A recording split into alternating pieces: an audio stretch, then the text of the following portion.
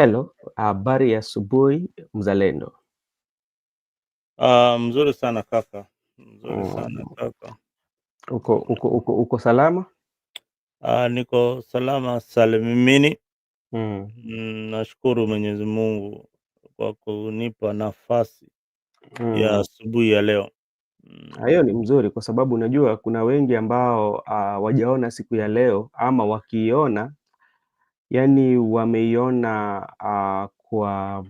kwa shida sana. Labda mmoja wa familia yao, labda wamepoteza mtu, Mm, pili labda wengine wanaugua. So unajua kama wewe unasema kwamba mm, unashukuru Mungu, hiyo ni vizuri kusikia kauli hiyo. kweli kweli kweli. Wiki yako imekuwa aje? Wiki yangu imekuwa mashughuli ya kutafuta unga pale na hapa na pale. Mm, Nimerejea kazini, so nimekuwa na pilika pilika mingi ya mm, kwenda juu chini, so nafasi imekuwa ni chache kidogo, yeah. but bila shaka show lazima wananchi wapate hii ya Mm. Friday. But nimekuwa busy. Umekuwa busy. Unajua ni vizuri. Unajua we naweza sema kwamba we ni miongoni ya watu ambao wako na baraka, kwa sababu unapata wewe ukiamka uko na shughuli mingi ya kwenda kazi. Unajua kuna baadhi ama asilimia kubwa ya Wakenya ambao hawana kazi, wanataka tu kazi, lakini wewe ni hapa, uko na bahati, unaweza amkia na kwenda kufanya kazi. Unajua hiyo ni mzuri kabisa. Unajua, mara mingi nasema Mm, uh, uchumi wetu kuzorota, mm, then na siasa yetu ikiwa mbaya, then mm, nafsi za kazi haziwezi patikana kule nchini, kwa sababu ya viongozi wabaya wale wanajitakia yao wenyewe, mm, bila kuzingatia maslahi ya wananchi ambao wanahudumia. mm, So mara mingi unapata kuna hiyo upungufu wa mm, viongozi wale wanaweza kuwa na ile fikra ya kuboresha uchumi na kuhakikisha wananchi wako na ajira na pesa kwa mm. mfuko. Hiyo ndio inaweza leta maendeleo katika kule nchi yetu ya Kenya. Lakini unajua kuna wale maviongozi labda hao wenyewe kwa fikra na mawazo yao, au wanajua kwamba wameboresha uchumi, hata wako na fikra mzuri ama wako na maono mzuri na nchi, ilhali tu labda wale ambao labda wanauongoza au ndio waoni jambo ambalo wanafanya. Hiyo inaweza kuwa ni kweli. Mm, Waona kuna hapo umesema umesema mambo mbili hapo, Mm, ya kuwa viongozi wanafahamu ya kuwa wanafanya kazi vizuri, yeah, na kuna baadhi ya wananchi wale kama mimi naona wanafanya kazi vibaya, na yes. bado kuna wale wengine wanaona, wananchi pia wanaona hao viongozi ni bora zaidi. Mm, Kitu naangalia ni kwa nchi ni mahali utokapo. Ukiona viwanda zimeboreshwa ama yeah. kuna viwanda zinafanya kazi Mhm, eh, kule utokako, then unajua uchumi wa area hiyo mm, inaendelea kupanuka. Lakini mm, ukienda sehemu mingi, viwanda yeah, ni zile zile na zingine pia zimefunga mm, kwa sababu ya siasa. So unapata mara mingi ya kuwa vijana hawana ajira sehemu mingi sana, sehemu ambao unapata kuna siasa kali, mm, hakuna ajira kwa vijana, yeah, na uchumi wa kaunti kama hizo iko chini kabisa. yeah, Yani revenue ile ambao wana generate kupatia mhm, national government yeah, ni duni kabisa kushinda ile pesa inapokea kutoka kule national government. Okay, asante sana. Yeah. Naona ndugu yetu Joseph pia ameingia. Joseph, habari gani? Hello, good morning. Good morning. How are you doing, sir? I'm very fine. I hope all our panelists are doing well. Yes. And the people who are viewing us. Okay. Thank you so much. I'm here with Mzalendo, and today we will not take too much of your time because we want to do at least 1 hour and to recap of what happened during the week, and that's why we are here. And I want to start with you, Joseph, and on the issue about the PG that took place, especially between ODM and UDA. That was on Monday, and from the look of things, there was I mean, infights within the members of parliament. One, on how they were lectured. Two, on how they felt they were accused, and they came up with when they were leaving the stage, they did not live in good faith. When you look at that, what came to your mind, and what would you say about what was truly transpiring? Thank you, and thank you for that question, Brother Benson. And I just want to start it off from why was there a discourse between the president and the members of parliament? Yeah. Because there is truly a discourse between the two, the executive, let's say the executive and the legislature. We have Yes. a very big divide.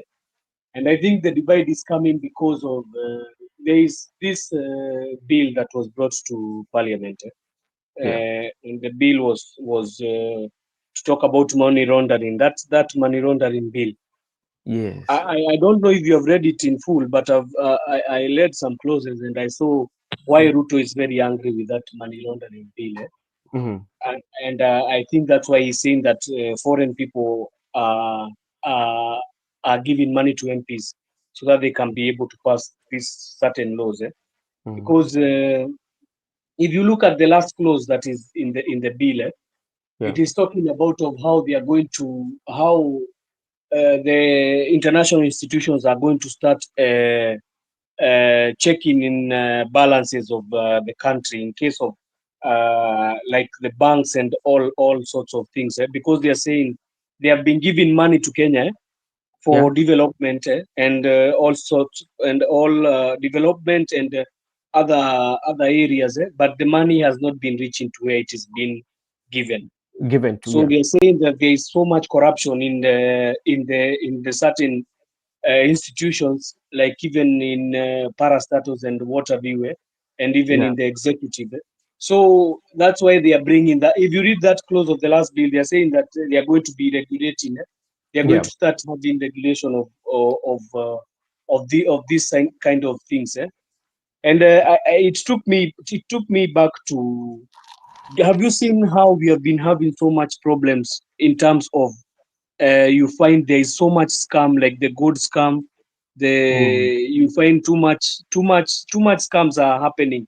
There is so much money laundering. Yeah, I think even the other day I think we were number 2 or number 3 of countries who are money laundering. I think we were above that number. And I think that is what brought the problem between the MPs and Ruto. And Ruto, so what he'll do is just he'll do a revenge because he knows these members of parliament, they like money too much. Yeah. And it's true, they like money. It's not false. It's true, they like money. So he knew he's going to do a revenge to them and start saying that they received bribes. But this one is a case of two people who are fighting for money. Because this is all about money. There is nothing else that is there. It's all about money. And I don't think this one is going to end very well. I think this one is not going to end well between the executive and the legislature, because even as you hear the MPs talking, you can see clearly they are angry. Even if you saw in the when they had the retreat in Mombasa, you could see they are very angry. Even the speaker himself, I think even the speaker has been cautioned by the members of parliament. If you don't want us to impeach you, you need to talk what you are saying. And if you hear a member of parliament saying that we are going to show you the teeth, we are going to bite. Yeah. Just know they are angry, and they are angry because they are being told the truth. But in the other case also, the other guy who is angry is because he's angry because his channel of getting the wealth and removing money from the Kenya economy and putting it in his own safe boxes is being threatened. So this is a war between two people. It's not about a country. Here they are not fighting because of us. They are fighting because of their own interest. And if you want to know it's their own interest and they are angry, if you heard in that meeting, if certain members of parliament can tell the president stop lecturing us, and Yeah. one time, you can clearly know that this affair is a very stinky affair, and Uh, I don't think it's going to end very soon. okay. Thank you very, very much. Because like on that day, before I invite Zalendo. When you look at the Daily Nation, at some point, this is like an extract of what was the lawmakers say. This is according to one of the dailies, that at some point, while in the middle of their speeches, the two leaders were shouted down by angry members. Some could be heard saying, "Tired of boring lectures," as others shouted one time to the president's face. While President Ruto braved the heckling, Mr. Odinga pleaded with the lawmakers to allow him to finish his remarks, but his plea fell on the deaf ears. Another MP who did not want his identity revealed, fearing reprisal from the principal, said, "We left the room after being treated like rags. Our bosses treated us like garbage." That is the reason they were heckled, because of the resistance they caused in the room. So Mzalendo, this is coming from the PG that was between the ODM members and the UDA. I listened to one of the interviews, especially from one of the some few legislators from ODM who did not attend that. Some were saying that this PG also was meant to cement or to find a way on how to create the merger between the two parties. If you had a chance during the week to interact with the PG and all that came from it, what would you say about especially the relationship between the Right Honorable Prime Minister President William Ruto and the members of Parliament? Yes, thank you for that question. I've written many articles about the current parliament and the reason why Ruto is facing a very hostile wananchi Mm. generally. And it is because of a parliament that has been compromised.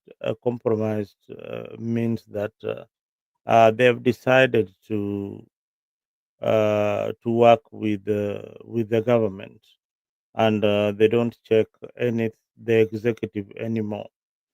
Yeah, So some of these leaders, and that is one of the reasons why Gen Z stormed parliament the other time, and they ran for their life, and remember those salamus that were happening.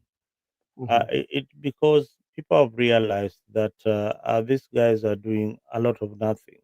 Now, hmm, these MPs who are still complaining about what Ruto said, they are out of touch with the reality, meaning that wananchi today have got a lot of information from yeah, the social media, and parliament is broadcast live. So whenever they make those stupid jokes in parliament, everybody is watching their stupidity. When they pass bills without any debate, everybody is watching that, and they forget that uh, there's a lot of civic education being provided on mainstream media, and more so on YouTube platforms. Many people are analyzing politics in a different way than it used to be done 10, 20 years ago. So some of these uh, MPs are not used to this kind of new scenario where they are being scrutinized not only uh, by by the by the president, but by the people themselves, what they are doing in that in both houses. So Mhm. it didn't come by a surprise because lately they have passed very bad laws. First of all, the increment of their salaries, and they complained about it that they were not aware, but again they accepted the increment. Then Mhm. they made sure that CDF is now in the constitution in both houses. So in Senate are going to receive money, Parliament are going to receive money, and MCAs are going to receive a chunk of their money. Now it is law, and all this burden is coming to the taxpayers. Very few times they talk about the people that they represent, Mhm. and it is evident. Give me an MP or leader who has been talking passionately about the workers in Kenya and the salaries that they earn, and how uh, the government can improve their welfare or Welfare, yes. even the cost of living. So all these things we only see them in demonstrations, and we don't see leaders fighting very hard to bring the cost of living down. But Mhm. they fight very hard for useless things like two-term, some nonsensical issues that they bring on the floor of the house, that makes it the worst, the 13th parliament, one of the worst parliaments in the history of the republic called Kenya. So that would be my observation in what is going on. And to be honest, they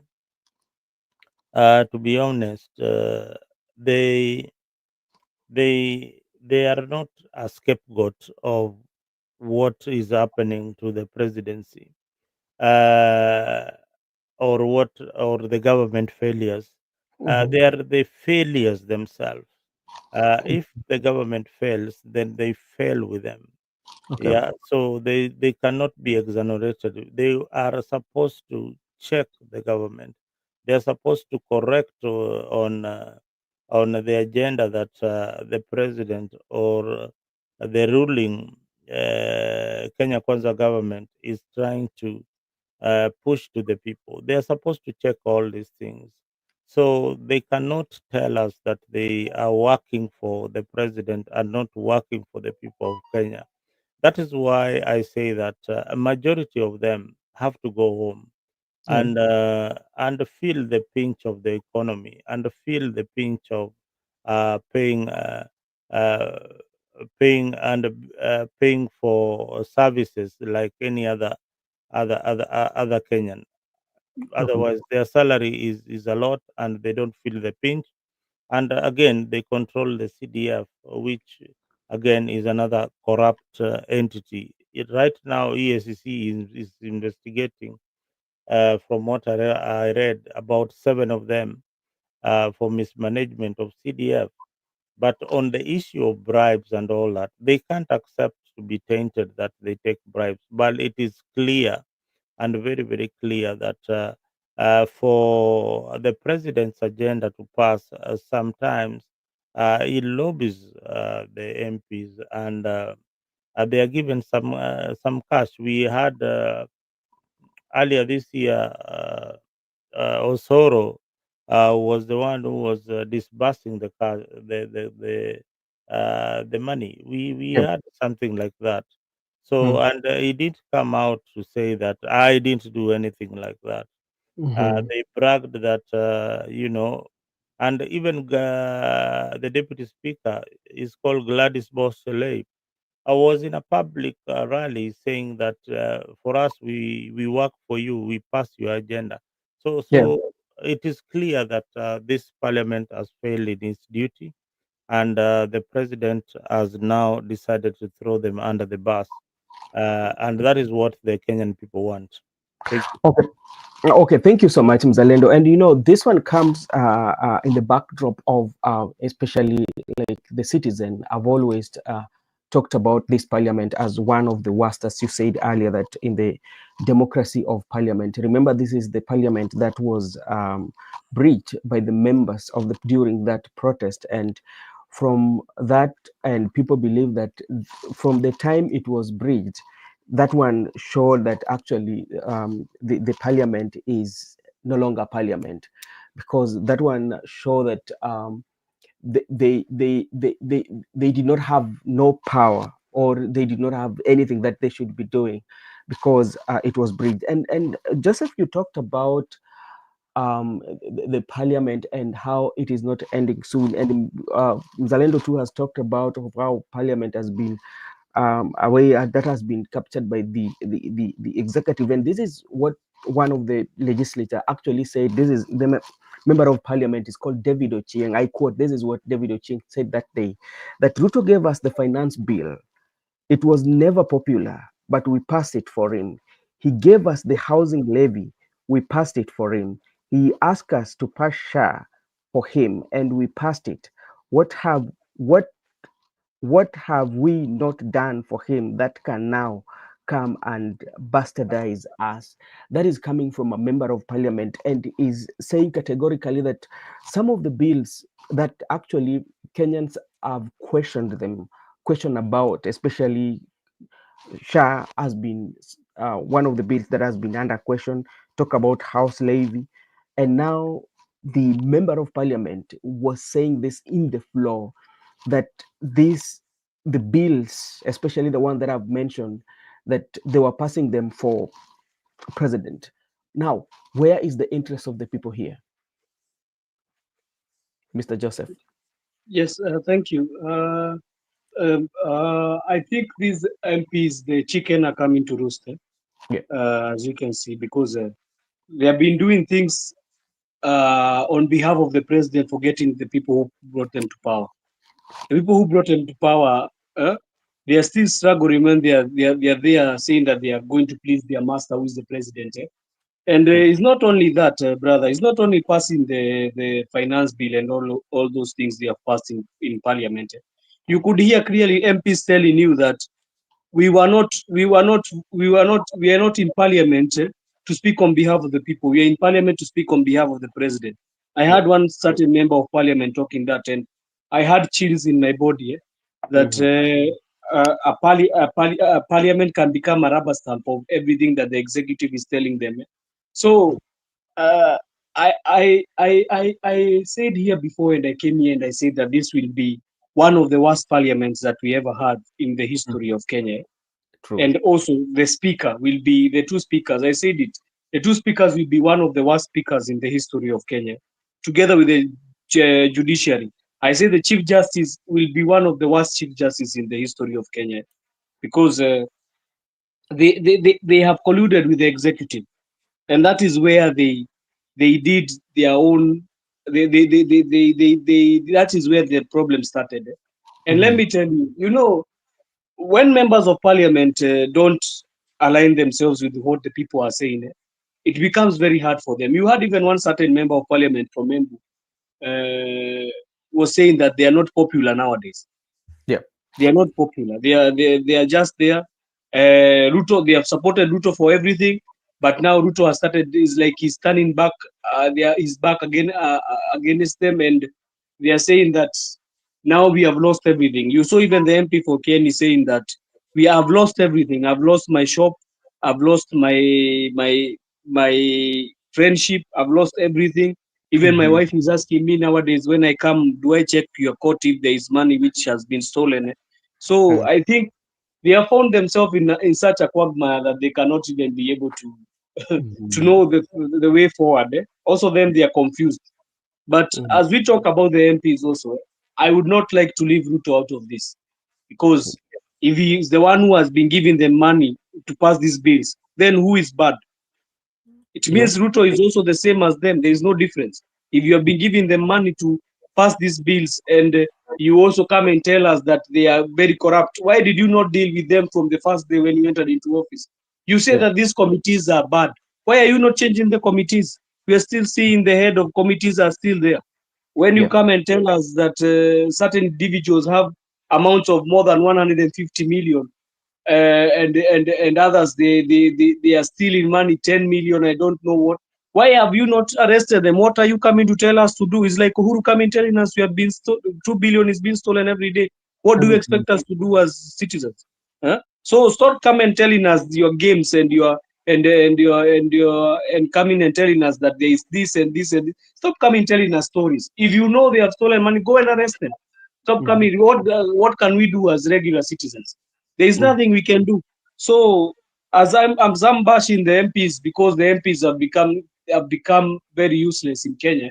I'm Yeah. also on the executive because the president has been. We have seen him multiple times. Even we heard that the Gachagua impeachment, there was some kind of money which was given so that he was impeached. We Yeah. we hear the rumors, rumors all the time. When you hear rumors, some Mm. of the rumors sometimes they tend to become true because you cannot be hearing more than 30 people talking about people being paid to impeach a person, Mm. and you think they are lies. So, and they have been confronted about that and they have never returned that answer. They have been told they were given money. You have never heard anybody coming to say, no, no, no. Yeah. Even I saw this Senator Nyotu asking Senator Mutinda, swear before God that you are not given money. She could not even, because she knows what they did. So, as we are talking about the MPs, I also want to talk about the executive. It has failed because if you can tell us that money is being stolen, then the buck stops with you. Why is the money being stolen? Eh? Mhm. Why is it being stolen? I think the money, the Kenyan money is under the CBK in the National Reserve. It's not under a bunge. You cannot find Kenyan money in bunge. You find it in the National Reserve. So I think also for him he has failed. Even as he's bashing his MPs, let us see how it's going to be because all of them they have failed. And as I read this one, I wanted to read this one as a summary Yeah. of what I was saying about the anti-money laundering. Mhm. It's the act on Tuesday. The new legislation aimed to close illegal loopholes that have allowed illicit finance flows to thrive, particularly through the real estate sector and shell companies. So you can Mhm. see clearly what the bill that bill is touching on. It is Mhm. touching on real estate, and where the MPs and so many of the government officials have put their money in the shell companies. They have put Mhm. their shares in these shell companies. That's why there is a war. This is not a war about Kenyans. Nobody lied to you that Ruto is fighting corruption. There is no corruption being fought here. This is Yeah. about interest. This is about their Interest. own interest.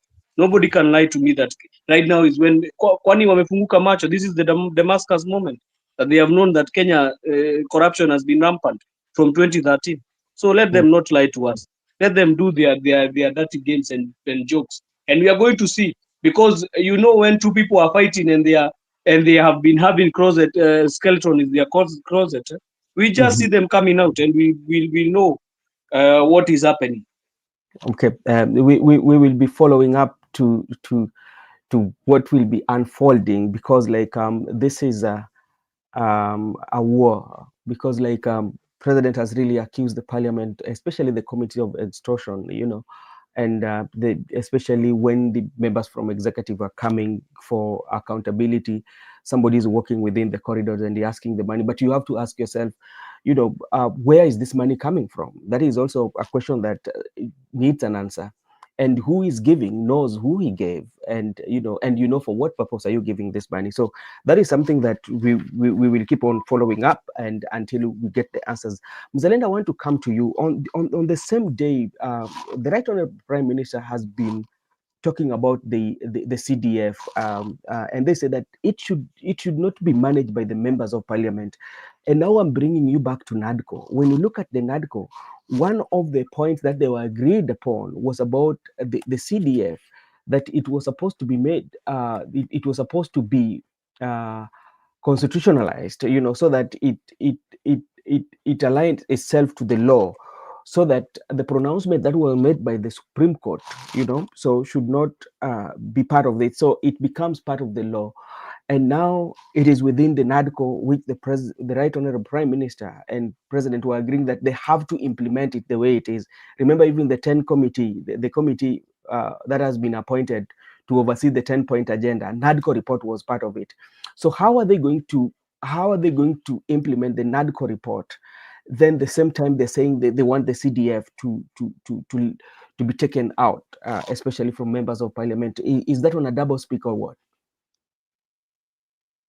Um, you see, Raila has been changing. Uh, has been speaking with two sides of his mouth lately. Yeah. You said it well that Raila is the key architect of the National Dialogue Committee, known as NADCO. And in the initial report, they had recommended that CDF be part of the constitution, yeah, as part of a broader bipartisan package that they are going to present for the government. Um, when he was saying that, that was a political statement at that particular time, uh, to ensure that he gains that political momentum from the people who even oppose him, other than the people who support him and his agenda. So that was a political statement to appease the MPs who probably are from Kenya Kwanza. But recently, now when they have joined hands with the UDA, Yeah. then he changes the tactic, because right now they are in government, and and he finds it that whatever he was talking about then, right now cannot be implemented, because one, we have the governors being locked out because of development funds, and Raila wants more development funds to go to the constituencies. So this is double speak, and and the committee that has been assigned to implement the NADCO report, or the 10, is it the NADCO report or the 10-point agenda? I'm It, not sure which is which. so when you look at the NADCO report had almost like around five to around 10. So if you look again, the another 10-point agenda, so we have another 9. So we are dealing with almost like around 19 points that should be implemented. If you're saying that you're going to implement the full NADCO report, and in that NADCO report, there is this issue of CDF. And remember, it was recommending, by the way, that even the senators and the MCA should be having their kitty. That is what it was recommending. So you But now, see, you see this tug of war between Parliament and the executive, mhm, or Parliament and Raila. Because I don't see Ruto talking much about CDF. It is Raila who is talking loudly about CDF. Now, the tug of war is, Baba wants more money to be managed or to be patterned by the county executives or the governor, then checked by MCAs who are incompetent. Majority of them are very, very incompetent, and work for the political parties that are in various counties. They don't work for their people. So these are some things that were not seen in the constitution when it was being drafted. If we have a let me say, Mzalendo, if you're saying that these are some of the things that were not seen in the constitution when it was being enacted, what about what Baba said, that when it comes to oversighting, now the MCA should oversight the governor, the Senate should just be there? that's the point I'm coming to. Oh, okay. Uh, um, uh, you see, this is what we didn't foresee when we promulgated this constitution. A situation where the governor controls the assembly Yeah. and the political parties control the assembly, so they control the agenda. And sometimes the agenda of the political party is not the agenda of the people. Yeah. And the political parties in Kenya are tribal based and they follow individuals. Now, uh, the majority will always have their way in that kind of system. Uh, in in the county where I come from, the governor literally gives the tickets or nomination certificates to the MCAs who are going to be oversighting her or him in in the county, and they campaigned together as a team. Mhm. And when they campaign together as a team, they represent themselves as ODM aspirants. And when Baba insists that his strongholds, they vote 6 piece for all the candidates, Yeah. meaning that this is a family. If they decide to work for the people, they will work. If they decide to steal, they will steal, and nobody can question what they are doing at the county government, because the people who are supposed to give oversight are the same people who are working in cahoots with the governor. It is the same thing that we have in now Parliament working with the executive, where the majority and minority cannot be differentiated. Mhm. Minority rubber stamps what majority is saying. So we don't have a parliament that can scrutinize and check the executive, even the excesses in government, because one, they have been compromised. And to believe that the presidency is more important than the people that they're supposed to serve. That trickles down to the counties where we have got MCAs who work at the mercy of the governor. And Yeah. if they don't toe the line, then they know that the next moment they'll be out of that particular seat. So we have this kind of situation where majority will always be the dominant party in that particular region, and the minority will always be maybe one independent person in an assembly of 40 or 50. You get one or two people who are minority and opposing, so their voices are drowned. Yeah. And they cannot have a say. So when you have only two people from independent or other political parties, and the rest are from the majority party, then we have literally a county being controlled by one party.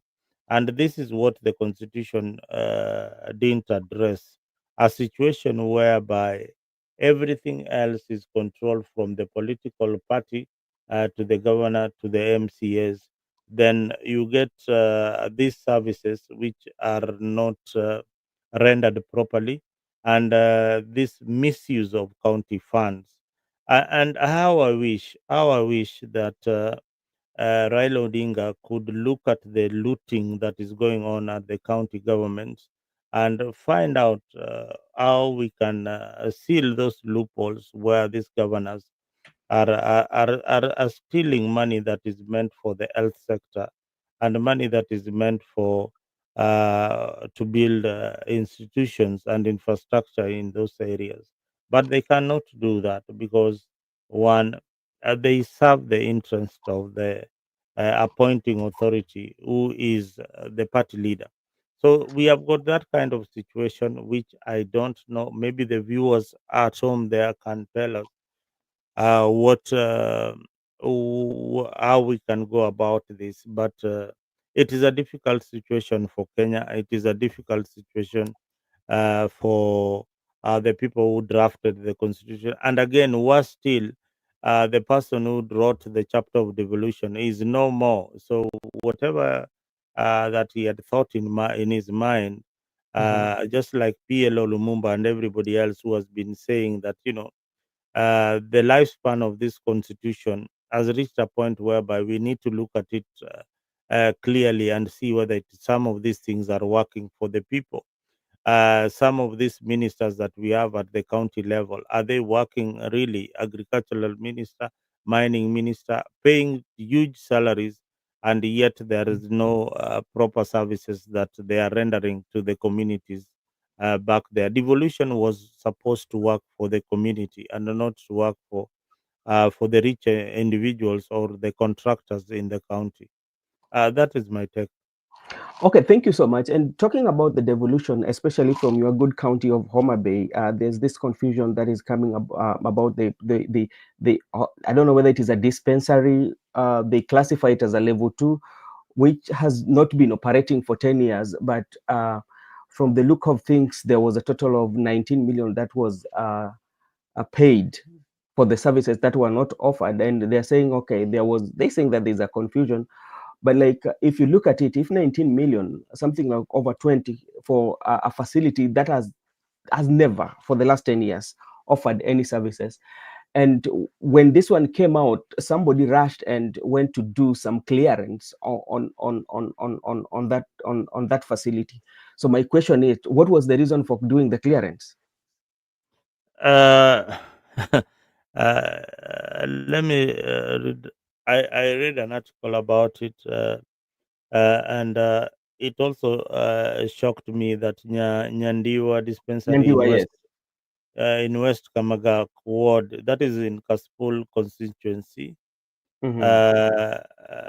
received 840,000, No, no. uh, while a functioning dispensary, a Mm-hmm. functioning Nyandiwa level 4 functioning received 30,000. This one is functioning and this one is not functioning. Yeah. So the one that is not functioning received 800, nearly a million Kenya shillings, But and which one received 19 million?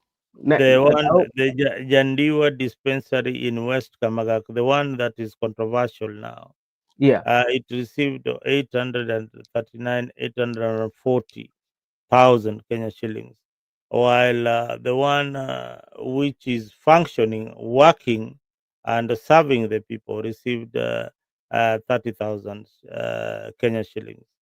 Now, Nyandiwa Baptist, another one is Nyandiwa Baptist Dispensary, Baptist Church Dispensary, same area, received 5 million.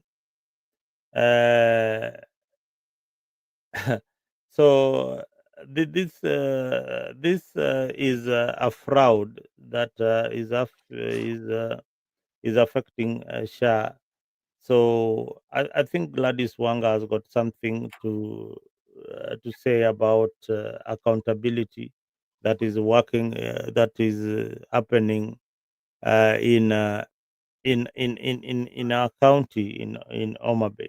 So these hospitals, they are just lined up in the reports, and you will be shocked that some of them, some of the services that are being rendered in this hospital is pathetic. Now I have got also a double allocation happening in the same county. So this is fraud, and EACC ought to investigate the county of Homa Bay immediately. And to your surprise, this is one county whereby you've not seen them being summoned by the Senator Kajuang to appear in in the committees. Uh, But when Awiti was serving, I saw them many times appearing before Senator Kajwang, although nothing has ever happened to prosecute, even when there is clear theft that is happening in the county. And it is also very, very sad that even the pending bills that have been paid in the county of Homa Bay, salaries today, as we speak, the salaries that were paid to the workers in Homa Bay counties were salaries for about 7 months ago. That is when they are paying salaries for their workers. You How know, comes and the Homa Bay ni kama they said it want to be like a Cape Town of how can Cape Town fail to pay the salaries for workers bwan? you know, there are a bunch of jokers running these counties. And that is why sometimes when you elect people, well, that's why when you go for a top position, you are Yeah. asked some questions. Well, have you been a manager before? What have you managed before? Uh, these are political offices, but they require some kind of knowledge. They require some kind of education in managing funds, and they require some kind of experience. Mm. uh, I think Goma Bay has been very, very unfortunate when Yeah. it comes to electing governors, because one, whatever is happening on Oma Bay that people are seeing like wow is happening because of the Kenya Kwanza government and Raymond Omolo, who is the PS, who is working around the clock to improve the county.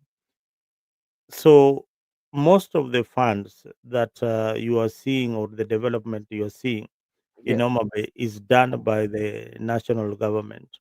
Now, the question that we ask as residents of Homa Bay, show us what you have done with the money that you've been receiving. Okay, thank you so much. And there was a press release here by Shah was talking about the confusion that is between the dispensary. So they are clarifying that, but like still, I don't think like it convinced people. And Joseph, maybe to just to engage you, if such confusion is happening, especially when it comes to disbursement of the money, and a typical example is about this dispensary. If somebody knew that there was nothing wrong, why would then somebody hire some people to go and clean this dispensary, to make sure that the compound is clean, and yet it was not offering services? Why? If you know it's not operating, it's not operating. Cleaning it or like clearing it does not mean that that one makes it operating. Yeah. Yes, thank you for that question. And I want to start it off from where Mzalendo left it, Yeah. and state that when Raila comes and tell us, His Excellency, right from Honorable Prime Minister Raila Odinga comes and tell us that you're supposed to take the money to the county, and the MCAs are the ones who are going to be checking and doing the balances for the county. Yeah. When I check the basic salary of an MCA, which is 86,625, and when they added all including the allowances, you get they get a salary of 144,375. With the committee sitting allowance, if you're in the committee, you'll get 62,400. So I'm talking about an MCA who is in a committee, so he's getting 216,881. So when you get an MCA like this getting 200,000, and he's supposed to oversight and a governor who is receiving almost, how much money did Kisumu receive last financial year I for the cannot remember. county? You I you cannot. you get, it's a lot of money. So how will that MCA be able to oversight that governor? Well, his pocket is already torn.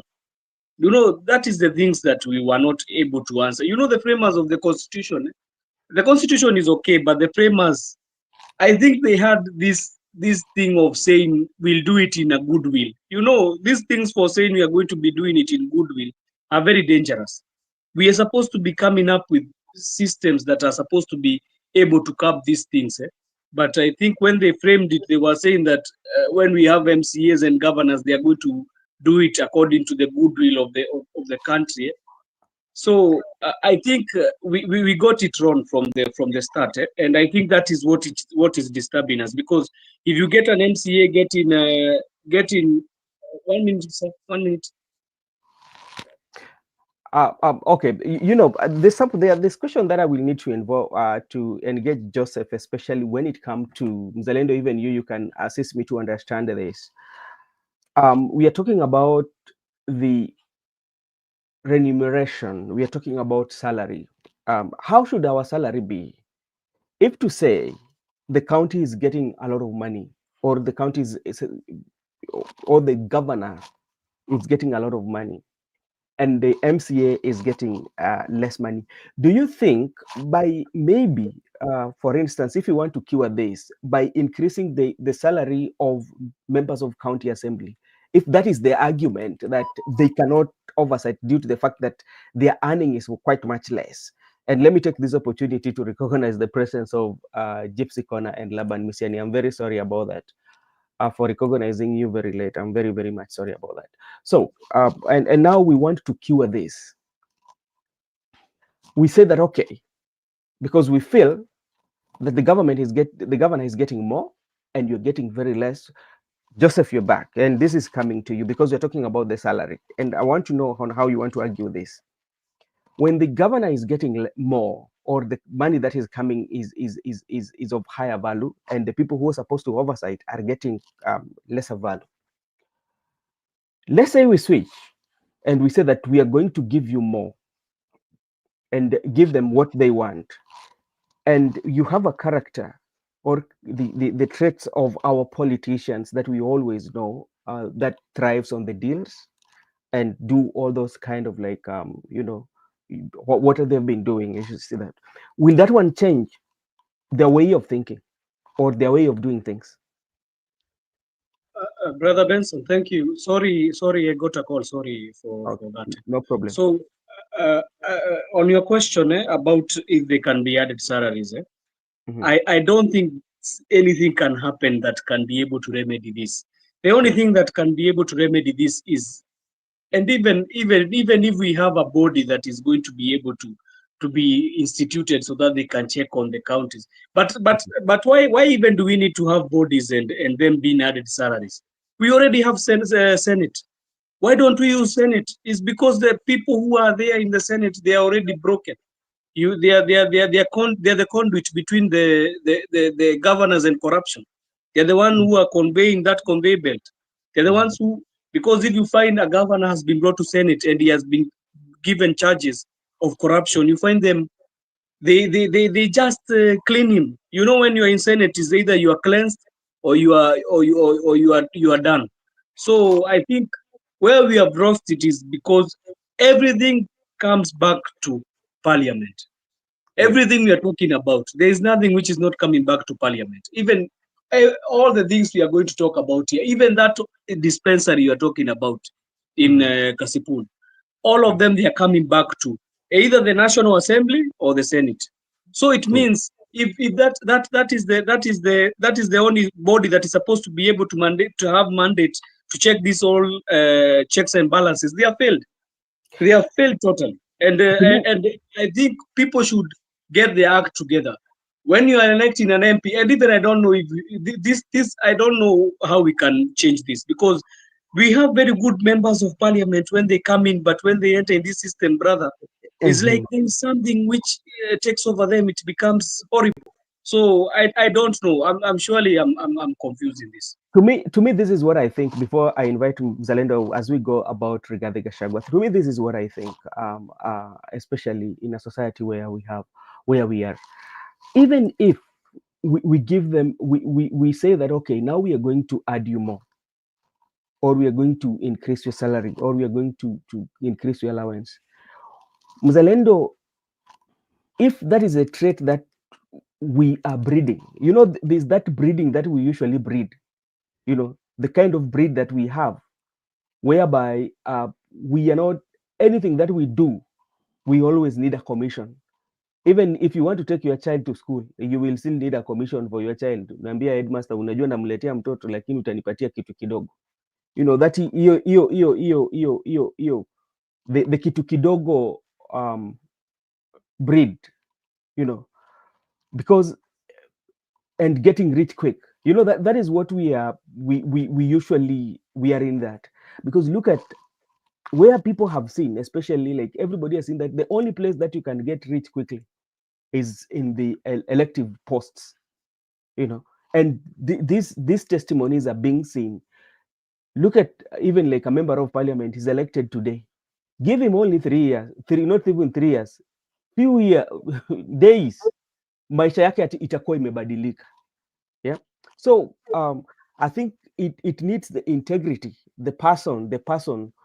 If this person is somebody who understands, and you know that what you're doing, it's not for anything but a calling, you are going there with a purpose, then even if you are paid less, you can do.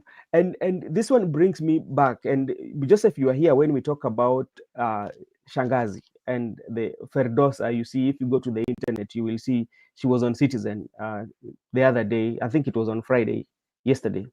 And it tells you, if you look at Shangazi, what she does is a calling.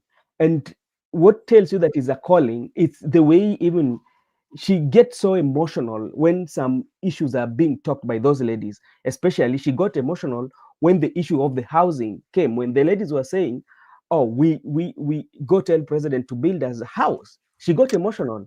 So which means is something that is touching her. So which means the little that she have, she shares.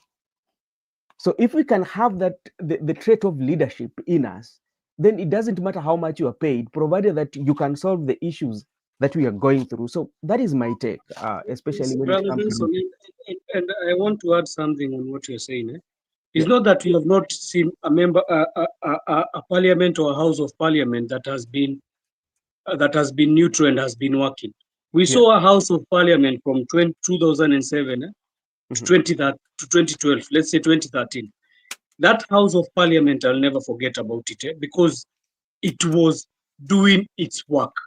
yeah, That is the time we had a parliament. If you could go back to 2007 to 2012, you could yeah, see even the clips. If you go and check some of the clips when they are talking, you could hear that the cases that have been discussed in parliament, brother, they were serious issues, issues, yeah, serious matters. Right now, you hear a member of parliament talking about another one, how she's dressed. Oh, yes, dressed. You wonder yourself, these guys, we gave them work to go to parliament to talk yeah, about how you are dressed, really, or to talk mm, about, I don't know, about a man you impeached. Just, you said he's going to stay 2 weeks and he's done. You're yeah, still talking about him in parliament. mm, I think if these members of parliament, they are serious, they need to go back and take the clips of from, and that's why we say, mm, you know, from 2007 to 2012 is when we mm. say we had a very good speaker Speaker, of the yes, house. mhm, And you can see, as I'm talking about that, you can know it is true with the things that I'm saying. yeah, But it can be doable. But in the caliber of leaders that we have, mhm, it's it's very shameful. So I don't know if when we come to 2027, we can try to get a more people driven, the way you're saying, a person who has heart and a person who he has a mhm, calling. yeah, Because if you don't have a calling to serve the people, you're already finished. If your work yeah, is going there to make money, yes, it's okay. You'll print money, but the mm, problem is, okay, you'll just make your money, and like the Ishunga was saying, I have put my money, I don't know in what, and they have brought, yes, okay, you'll do that, but what will people remember you as a member of parliament? What will people remember you?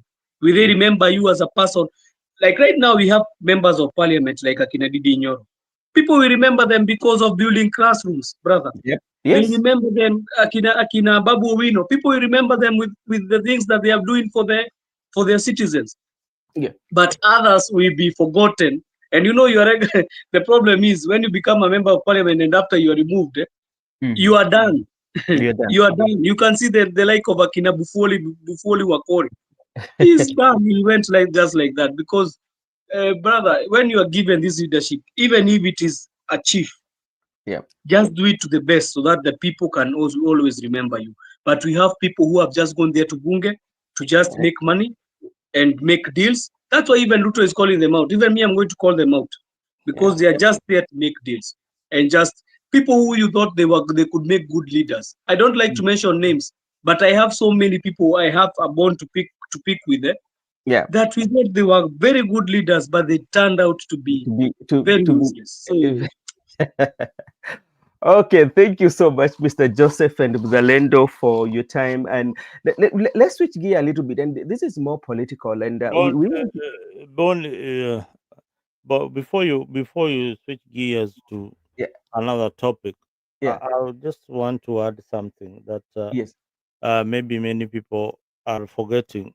You know, the MPs, the kind of salary that they earn versus the average Kenyan. An MP earns about 710,000 as his basic salary, yeah, and he gets allowances up to 800,000, housing plus commuter plus sitting allowance that they get every month. And then they also get a car grant of 5 million and hmm a mortgage of 20 million. And they have a gratuity of 1.5 million at the yeah, end of their term. hmm Now, an average Kenyan, first, their salary is uh, below 70,000, maybe hmm between 20 to 30,000 in the formal sector. That is the average salary of of most Kenyans. Yeah.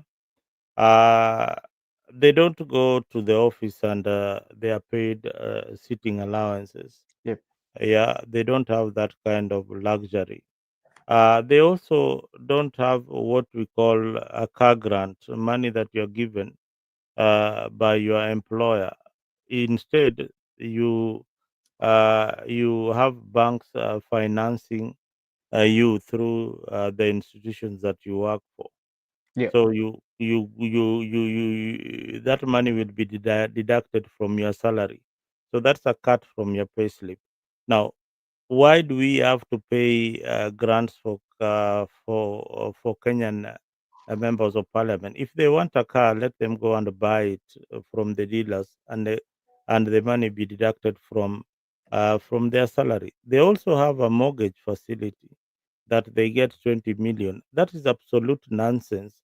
Uh, mm, we average Kenyans don't have a mortgage facility. If you want to buy a house, you have to have saved in a circle, blah blah blah, all that kind of shit that you have to go through to get a hmm house or a plot hmm is what is making me mad.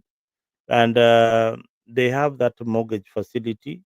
Uh, Instead of walking into a bank with a salary of 710,000, they can get a mortgage facility of the house of their choice instead of as taxpayers being burdened by money to pay for their mortgages. You understand? So this trickles down. It goes down again to where did I see this again? What are the MCAs? yeah, MCAs again, them they earn about 98,000 shillings as their basic salary. Now, the average Kenyan earns 30,000. Them they're a bit closer to us. Now, their house allowance. Their house allowance is 50,000. And I remember I told you about 800,000 for the MPs. Yeah. uh, plus other benefits totaling to 800,000. Them they get 50,000. yeah, Now we don't get that kind of services. Now, their gross monthly salary is about 164,000 shillings. Average Kenyan's gross salary is 25,000. Now, when an MCA is done, it takes home about 120,000 shillings.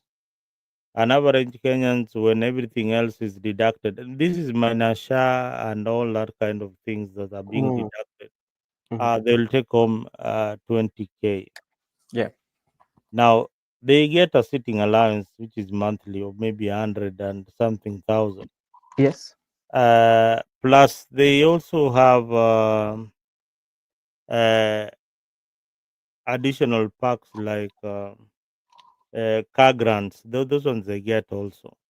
So these are some of the excesses that we have, and these are some of the gaps that we have between the common people and the leaders that we elect into these offices. Okay. Those salaries are not regulated properly, and I wish that they could just sit down and realize that, hey, we are spending so much on these people. Now, Yeah. hiyo utakuwa umekosana na hao wabunge bana. Hapo ndio mali ukiguza. That's why, Brother Benson, I came here and said we Yeah. have to have a body that is regulating the parliament. Mm. Because there is nothing you can do to them. What can you do to them? If they say they are, I heard even them bringing a bill saying that after you leave after the 5 years, you're supposed to be given. What are the president given? This one for end of service. No, that one is already law. That is pension. It's already there. After two terms, So, after 2 terms, they're already being paid pension for the rest of their life. Now this so is you the see, catch. Now this Mm. is the catch. The Mm. prime minister was pushing for governors to get the same package as the president and the MPs because it's already there.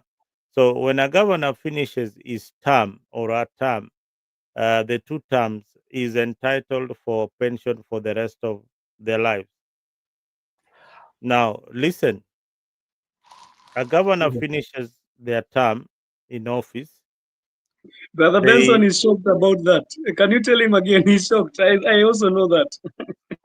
Say that. they again, when they finish their term as governors, Mm. they can also run as senators, then finish their term as senators, and still qualify for another pension for the rest of their life. They can also decide, if they are young, they can also decide to run for the MP and win and still get a pension for the rest of their life. You see, when it comes to pension, the only thing that I want to know, because what does pension mean? Pension means that at the time when you are working, there's some contribution that you're doing that is going towards that. That is what you're going to get. But if you're not doing no contribution, you cannot get pension.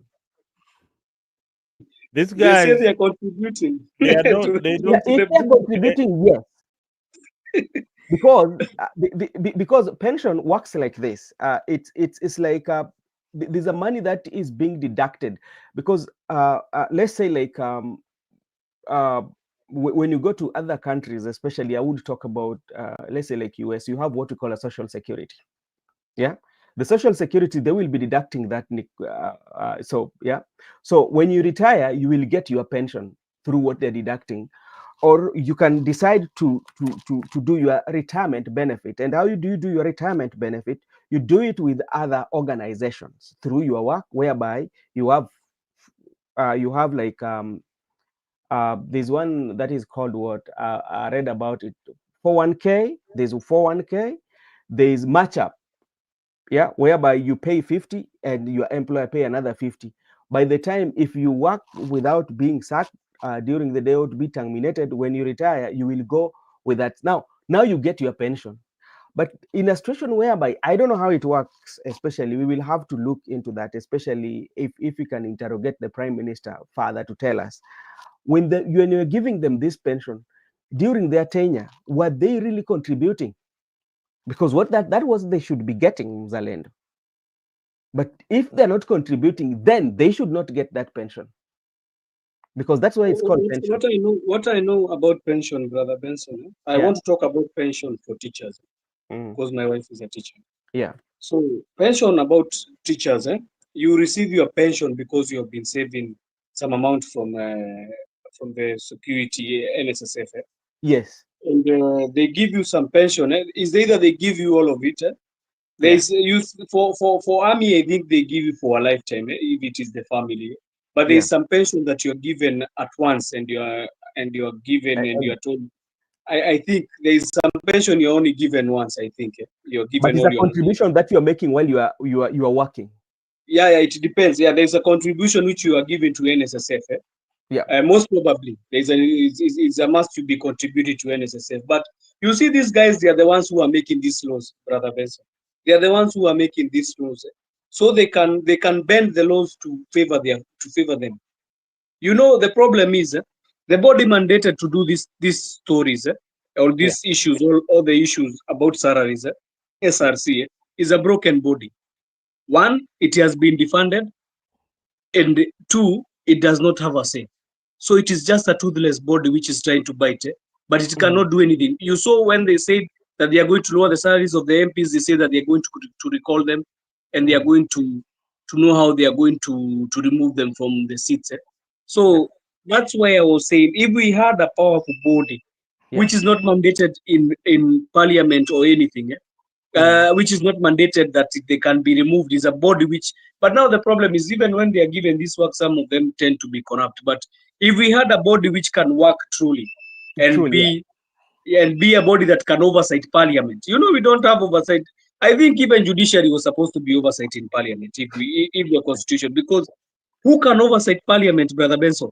Who? Right now, no. And they say we are the Nobody. people who are making laws. Now, this is also before we go. I think there's also one thing that sometimes as a country, I might be wrong, but sometimes there are pronouncements that politicians do make, but we don't take time to synthesize them and even do much research about them. We tend to believe that some of the pronouncements that I've made we believe in our politicians such that we don't think beyond that.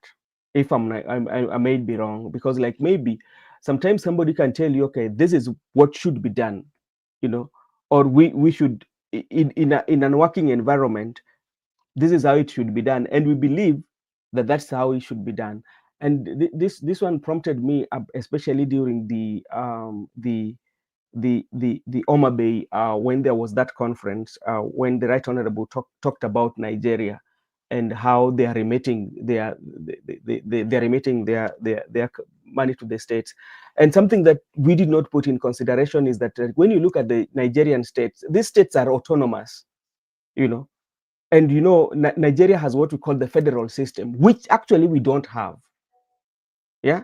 So when you look, you get those, so there's some information that you need to get and look at how does the federal work and how does autonomous state work. Anyway, that is what I was saying. But now, Mzalendo, Mhm.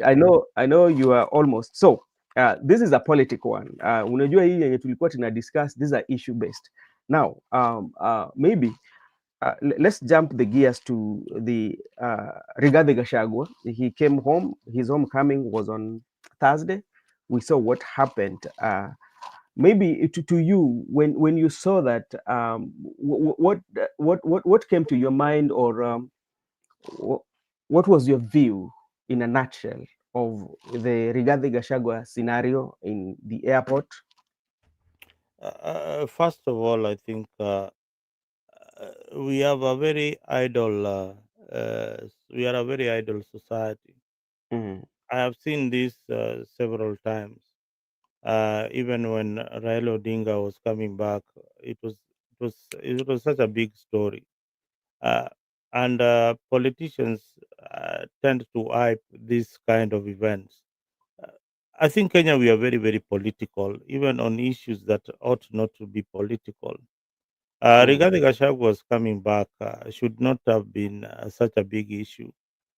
He had gone to for his personal visit to the U.S. But when he came back, the government again, and I don't know, politicians hired goons to stone his motorcade. That is so barbaric. Oh, for me, I think that is so low of the Kenyan people. If you can go to a highway and see Gashagua's vehicle and stone it, then I don't know which drug you're using. Probably you need to be in a rehab somewhere in Madare uh, to get some medication, because I in my in a normal situation, why would I go and stone somebody who was not even insulted me, somebody who is just coming from the airport and going wherever he wants to go to address his people? Why do we even have to waste a lot of time with this kind of person? So I think sometimes the state wastes a lot of resources, and the politicians waste a lot of time with the nonsensical issues. Things that would not have made headlines now make headlines because of our politics. Our politics is very, very hostile, especially towards the opposition leaders. So it Yeah. is high time we accept that there can be an opposition in the country, and there can be an opposition opposing the government. For Rigathi Gachagua is currently the main opposition that is opposing the government and confronting the government head on. Yeah. Thank you so much, Joseph. When you look at how everything happened, especially from the time he was shielded, especially at the arrival, to his car, to the goons attacking his procession. Um, when you look at our politics, are we acting or we are doing politics? Yeah, thank you for that question. And I want to take it off from Zalendo where he left it. And Mhm, say it is very unfortunate that you can find Kenyans can be flocking to Parliament in a week, to JKIA in a working day. mhm, That people don't have, they are jobless. And some MPs we brag about it and say that unaona vile tulikuja kukaribishwa, watu mhm, walikuwa wengi. I think we have lost it as a society. Instead of you being feeling that guilt and feeling shocked, that you can find people who can be able to attend to attend these things yeah. during the weekdays, is Mhm, very unfortunate as a country. I think when you go to these countries, when you move out of Kenya, and even if not so even very far, you go mhm, to countries neighboring us, or you go to countries where they have not taken politics seriously like we do. You know, how as politics wanasemaga ndio chakula ndio kila kitu, is like politics is the air that we breathe in Kenya. When you go to countries that don't have this system of taking politics into heart, you mhm, find in a weekday you cannot find people, brother. They are waiting for you in an airport.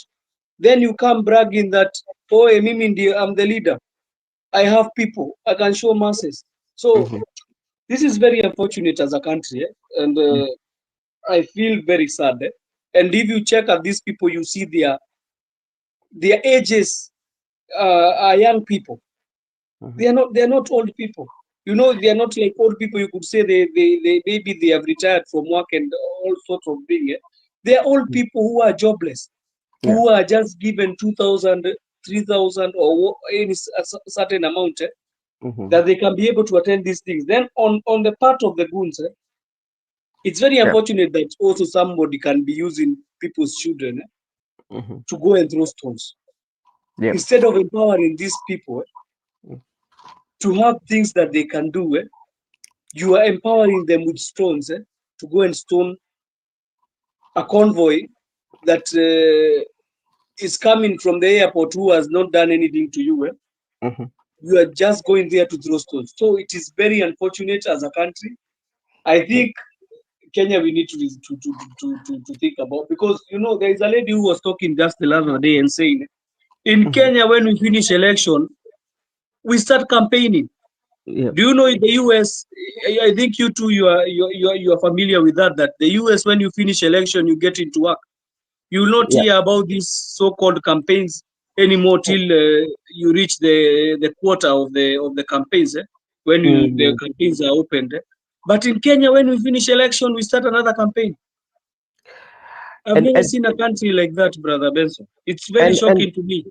and this is what I want you to paint a picture, because like we are, let's talk about the youths. We have mobilized now. The best word that I usually use, I call that the mobilized violence, because these are young men who are mobilized and to create violence to Rigathi Gachagua. At the same time, we have youths also who are mobilized for perception purposes, especially to go and receive the Rigathi Gachagua for purposes of to make sure that like there was a crowd of people who came to receive Rigathi Gachagua, and all of them are youth. And if you look at the rate of payment or their rate card is almost the same, whether it was a mobilized so which means when all of them, including the ones that were maybe mobilized to receive Rigathi Gachagua and the ones that were mobilized to create violence, all of them, their rate card might have been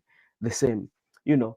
And we are talking about employment, both the government or the listen to both the government, because like the Rigathi is accusing the government for sponsoring those, and all of them, let's say that they are hiring this young man and they give him the same money because they've been in that. Then we are talking about creating employment. So how can you convince people that even you, the opposition, you're going to create the employment for the young people? Yes, thank you for that question, brother Benson. And there is nothing that can come to convince these young people because when somebody is hungry, brother Benson, there is Mm. nothing you can try to confuse him. The only Mhm. thing that he needs is money to buy food. Yeah. So he does not see about his future, and that Yeah. is what has happened to many of our youths in the places where they reside. Yeah. That all they can think about is nipatie hiyo ngiri moja, Mhm. and I'll be able to go and feed myself. You see, even people having motorcycles and which are burnt in these things, in these Mhm. rallies. You find them, you'll go with your motorcycle of 80,000. I don't know even how those guys think about it. Because you Mhm. go with your motorcycle of 80,000 and you're given only 2,000, then after baadaye unapatikana hiyo pikipiki yako inachomwa. So I don't Imagine someone. understand the math. I don't Mm. understand the math that is calculated by these guys. But Brother Benson, these politicians want us to live in this cycle of people being poor Mhm. because that is the only way you can be able to rule people. Yeah. It's not about Kenya is a political country. That one I don't give it as per se. Kenya is not a political country. The problem we have is because we don't have employment. If these guys they are employed, you could see the MPs. What could they be telling us? You could not be seeing people in these their rallies. They could be done. They could focus now with their work in Parliament. Yeah. We could not be having these campaigns and everything. But because they know that the people they are luring, they are poor. They can step on them and they can tell them they can do their shenanigans. That's why you hear there is drama everywhere. I don't Mhm. support the government. I don't support that of united opposition. All of them, they're in the same basket. They want the Kenyan public and Kenyan youth to become poor and poor. Because if you are supposed to empower this person, Mhm. you're supposed to be in the institutions that are supposed to bring change. We have a ministry, a full ministry of youth, and I don't hear them talking about the youth. We have a minister who is in charge of this youth and all the sorts, even sports, and you don't even hear them talk. Even I don't know the name. Even I forgot. I think he's Muvure Ozu. I don't know even Bure. the minister of he does not know even what he's doing in the office. We have Mm. ministry of industries. Yeah. You don't even know what they are doing. You can't even not tell, Brother Benson, from 2022. Tell me any ministry what is their agenda in office, because every ministry must have a blueprint of what they want to do.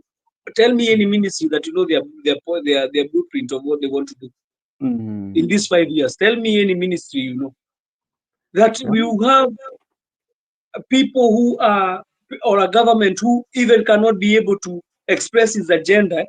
They just go. You have a YouTube which is called State House, is the one who is supposed to be passing the agenda of the government instead of the minister who is employed to do that.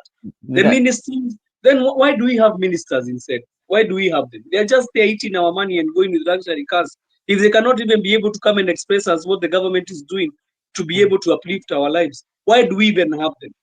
So I think the issue about youths being paid and they are coming to this whether somebody was beat with those me I don't even care about that because all of the two sides have messed Kenya. okay. They have Thank messed the country, and you. I don't think we are coming back from that if we don't change this. If we are not able to give our youth employment and we cannot be able to create opportunities for our youth, Mhm. I think we are done as a country. Okay, Mzalendo, what is your take? Because all of them were maybe procured youths for different purposes. There are those who are procured, I call them mobilized violence, and also those who are procured again to come to attend the occasion. You know, mobilization. In other words, they were mobilized, and these are young people, and you're being told, okay, we will create employment. How can we create employment, yet we are very good in mobilization? But this is something that has always been, not that it happened today. It has been since time immemorial. Yeah, yeah. I was talking to one of the aspirants earlier yesterday, Yeah. and he's running for MP. Mhm. I'll not mention his name here, but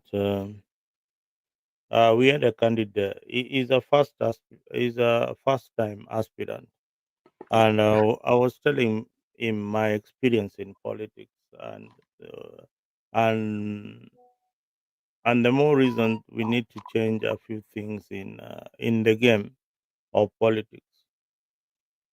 First off, when we see uh, a community or a society that has gone so low to an extent whereby your mother, your father, your children are being lined up to be given handouts by the political class, then that is who we have become.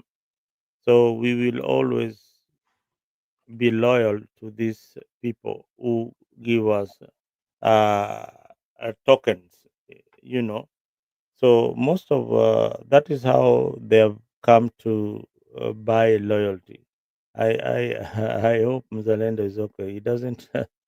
Well, what is he doesn't look himself. I look. It's Chan. The tournament. Actually, after this, we want to wind up with the chant so that Mzalendo can No, get don't worry about that. can get energy. Anyway, I was telling you that we have degenerated ourselves to people who are dependent on the politician. It's like a patient who is dependent on a drip. Yeah. So without that drip, which is the money that is coming from the politician, we can't survive. The youths cannot survive without this kind of money. Mhm. And you have seen even the youths in Jacaranda how they are being used. Mhm. These are fellows who cannot go look for a job. What they do is that they look for the politician to give them something. So Uh, they make political statements. They are the noisemakers. So the youths have become loudspeakers or but conveyors. especially when we are talking about especially the youths from Jacaranda, can we say that they are surrogates of the politicians? Yeah, yeah, they are. Oh, how would I call them? Those are Yes. surrogates because, like, let's say, let us be frank with somebody like Omoshwa now, Mm, how he has changed his way, the way he now talks about the politics. Because, like, um in back then, he used to oppose the president, because like he was with the prime minister. But when prime minister now is working with the president, he has changed the tune. But you find that somebody like him, he's not mobilized to go and maybe create chaos, but he's just speaking. How can you No, classify those? that is where you get it wrong. They don't just speak. They Yeah. don't just speak. They are mobilizers. They don't just speak. When you see them, they are speaking.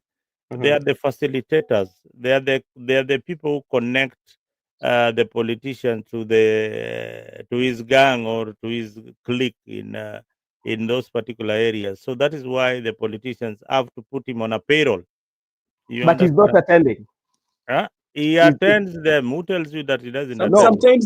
Sometimes they attend and sometimes they don't. But most of them, they are the people who are given the money, the handouts to The give one who Yeah. out. are given the money to facilitate the movement or to hire Mm. motorbikes and all that. The politician will not come and hire motorbikes. He will say, who is more influential in Jacaranda? Yeah, you can work with Omosh 1 hour. And they will give you the Omosh 1 hour to work with. Who is more influential? You can work with Swale. You can, So these are the And people who, Mzalendo, to add on what you're saying, you know what they do? I Yeah. saw my friend from Waitaka in the Greater South constituency. He was there in attending the homecoming of Rigathi. And I know this guy as a guy who talks. You know the people who talk in the community. You know Mm. mm, those young men who they are are vibrant vocal. in the Yeah, they are community. known. So, Yes. those are the people they use. They use Yeah, those kind of people. you know when you get into politics, brother Ben, you will know that there are people who are And I'm not they getting don't they anytime don't add soon. value they don't add value to your they don't add value to your politics, but Yeah. they will not even bring you numbers to vote. Omosh cannot attract even 10 votes to vote for to help Raila win any seat. Mm. But even Gaucho, he cannot even attract more than 20 votes to. He cannot. He can. Do you think that Omosh 1 hour can persuade me to vote for any candidate, for But example? He's an But aspirant for MCA. so there, like one thing that you also have to consider. You have to consider uh, the audience that is speaking to, and the no. nature of the environment. You. What are you talking about? When you It's are when you are in social media, you are speaking to everybody. yes, you are speaking to everybody, but it depends. It You know, depends on what. Right let, now, let, we are on social media. We let, are let me speaking let me to everybody. let me tell you, for somebody, I can engage him, yeah, and knows the way he thinks, or what what he wants me to hear, or he wants to convince me to go his way. But I'll make a decision based on how he's reasoning. No, they But are listen. The I Omosh, I I bet I bet listen, brother Ben. yeah. As much as Omosh communicates in a certain language to a Yeah. certain clique of Mhm, people, mhm. there is a certain group of people. They do not communicate like Omosh, but True. they follow the ideas in a different manner. There are people who are professors who resonate very well with what Omoshi is saying. When Omoshi is telling you he's supporting broad-based government, how many doctors do you know who support broad-based, and engineers and the professors who support broad-based government? So many. Exactly. So And why do they and what will they tell you that why the reasons they support the broad-based government are the same reasons that Omoshi is talking about. which means that one answers my question, and that one tells you that Omosh can influence somebody to vote. No, he cannot He listen. can, yeah, he will. He he ha- he cannot influence somebody who has not made a decision.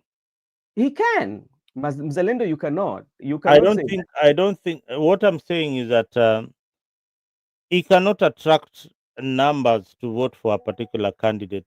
Even one, he can. Yeah, maybe he can attract one, but this what I'm trying to say. These are not people who you will have in your uh, how would I call it? as serious political advisors in your team. No, they are not.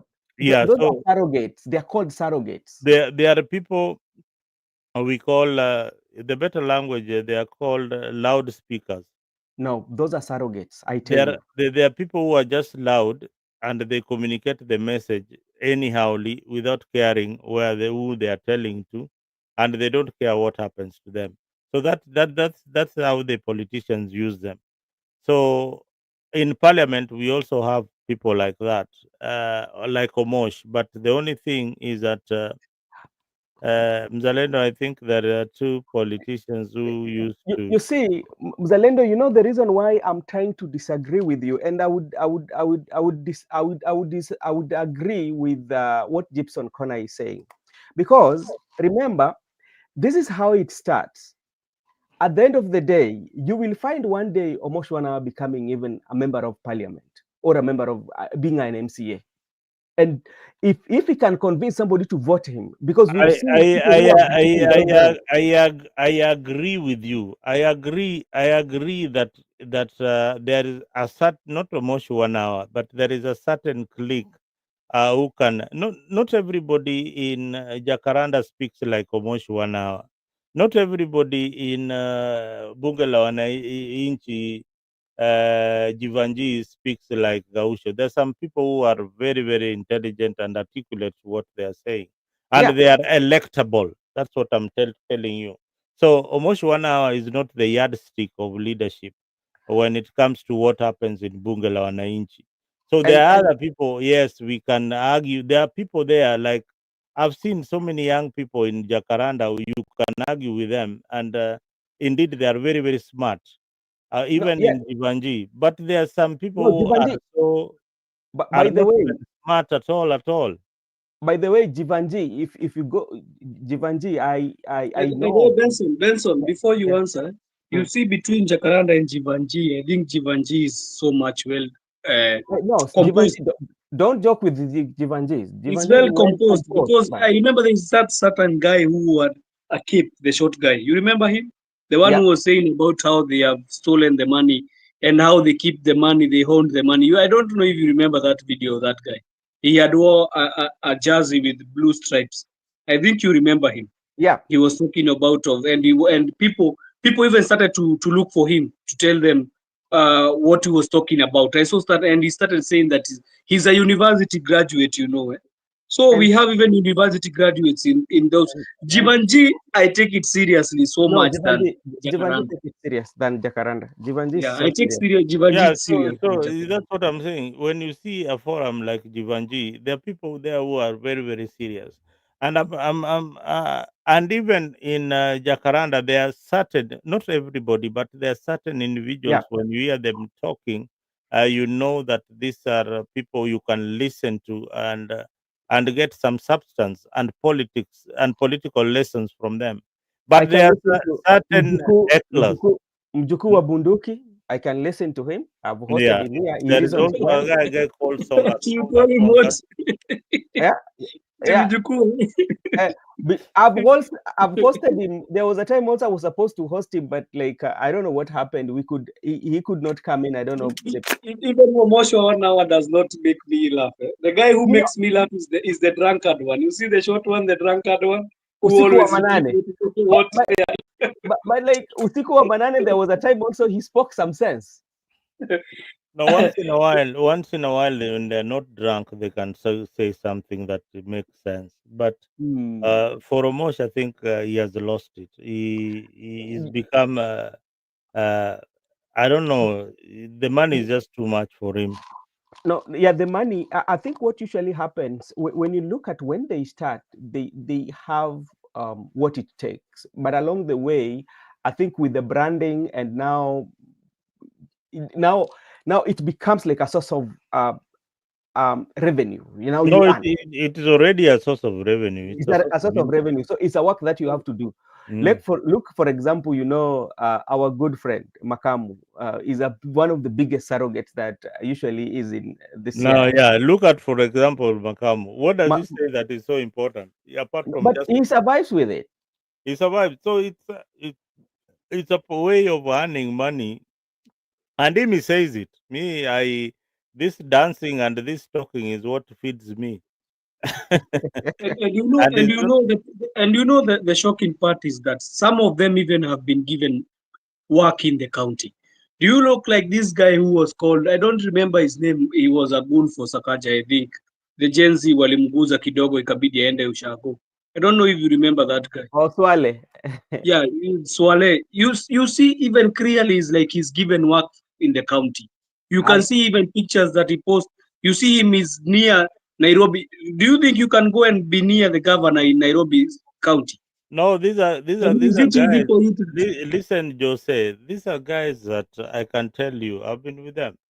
Swale has been in politics for the longest time. He's not young.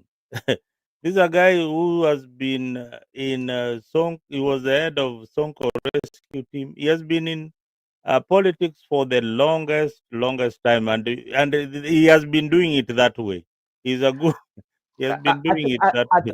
I think it's to them, some of them has made it like a revenue. It's like their No, employment. They're doing that. Ben, if you go to your village today, Yeah, yeah, there are youths in the village who follow politicians, yeah. and most of the time, half of the most of the time, you'll find them drunk. Most 100 times, most of the time, or if they meet you, the first thing they ask for is Kitu au kidogo. yeah, kitu kidogo aende akunywe nayo kitu. And the moment they see a political leader, bas, that is it. They go nuts. Yeah. Yeah, so those people are there. Anyway, Okay. thank you.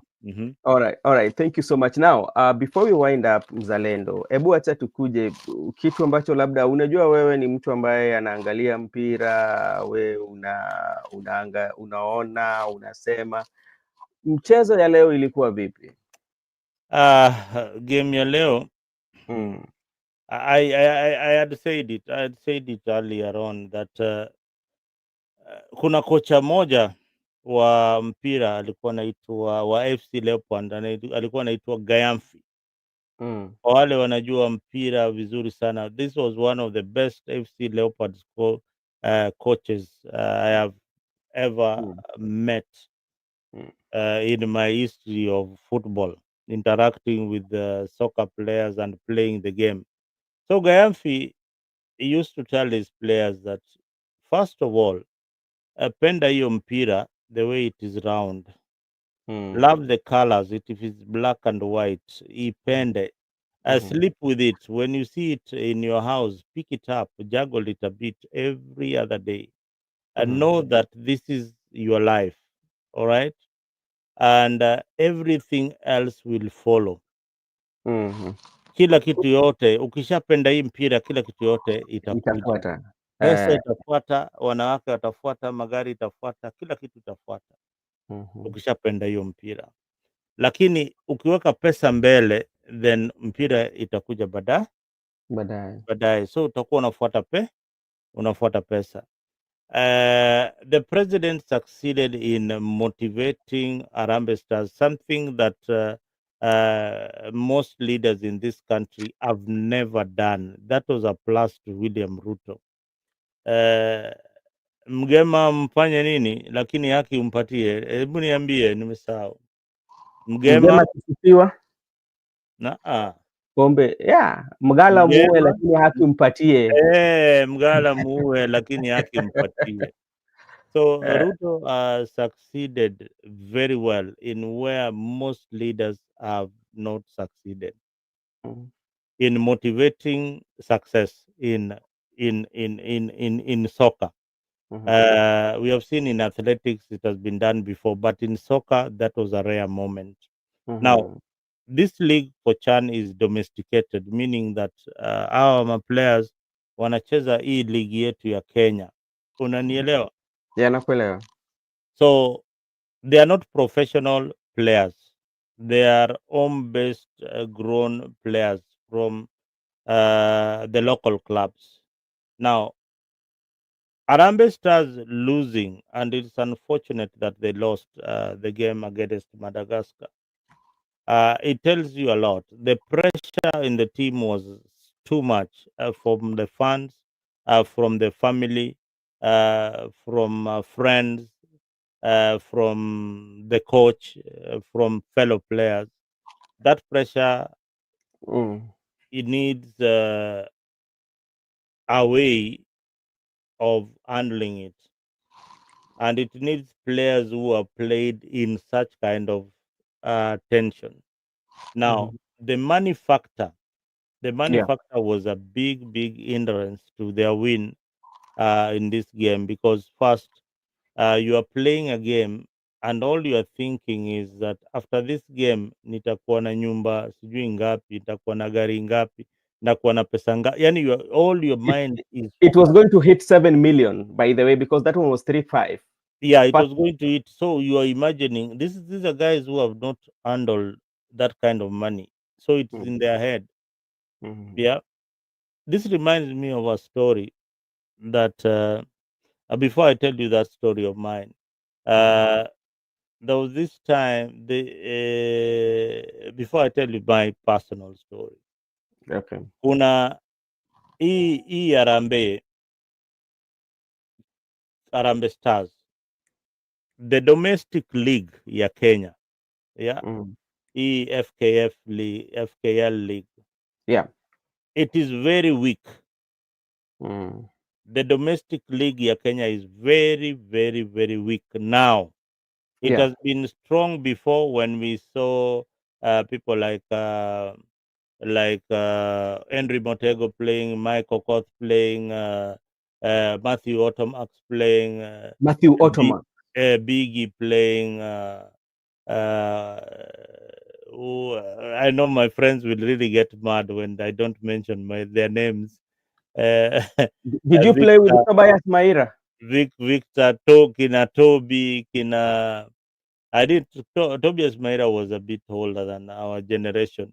Ah, Kina okay. Michael Tieno, you know the league was very competitive, and you could see this were when I'm talking about Michael Koth, my Yeah. Henry Montego, Mhm. I'm talking about Tony Luanga, I'm talking about these were high schoolers. I'm talking about the Mulamas. These are people who are in high school, but Was it called already David Mulama? Titus Mulama Titus and Mulama, yes. yes, and the brother, they were twins. So But did you play during the Fabish time, Onyiso and all that? I didn't get to play for Harambee Stars myself, but Uh, those are players we played mtaani kule na kina Automax na kina nani. But these okay. are people who we played soccer with, probably at club level. I played against Mariga, thanks to me, and we beat them. Mm. When he was playing for Country Bus, we played against them, and we really whooped them badly. Mpaka wakatutolea mapanga wanataka kutuua. But anyway, these are Mapanga guys. Lake. These are guys.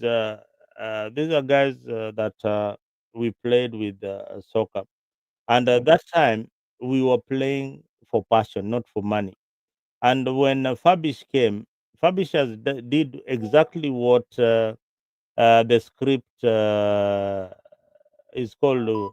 The script the Arambestas coach is doing. So Uh, Fabish alileta Benny uh, McCarthy. Benia, the Fabish alileta timu mpya, akaleta wachezaji mpya, and the game really improved.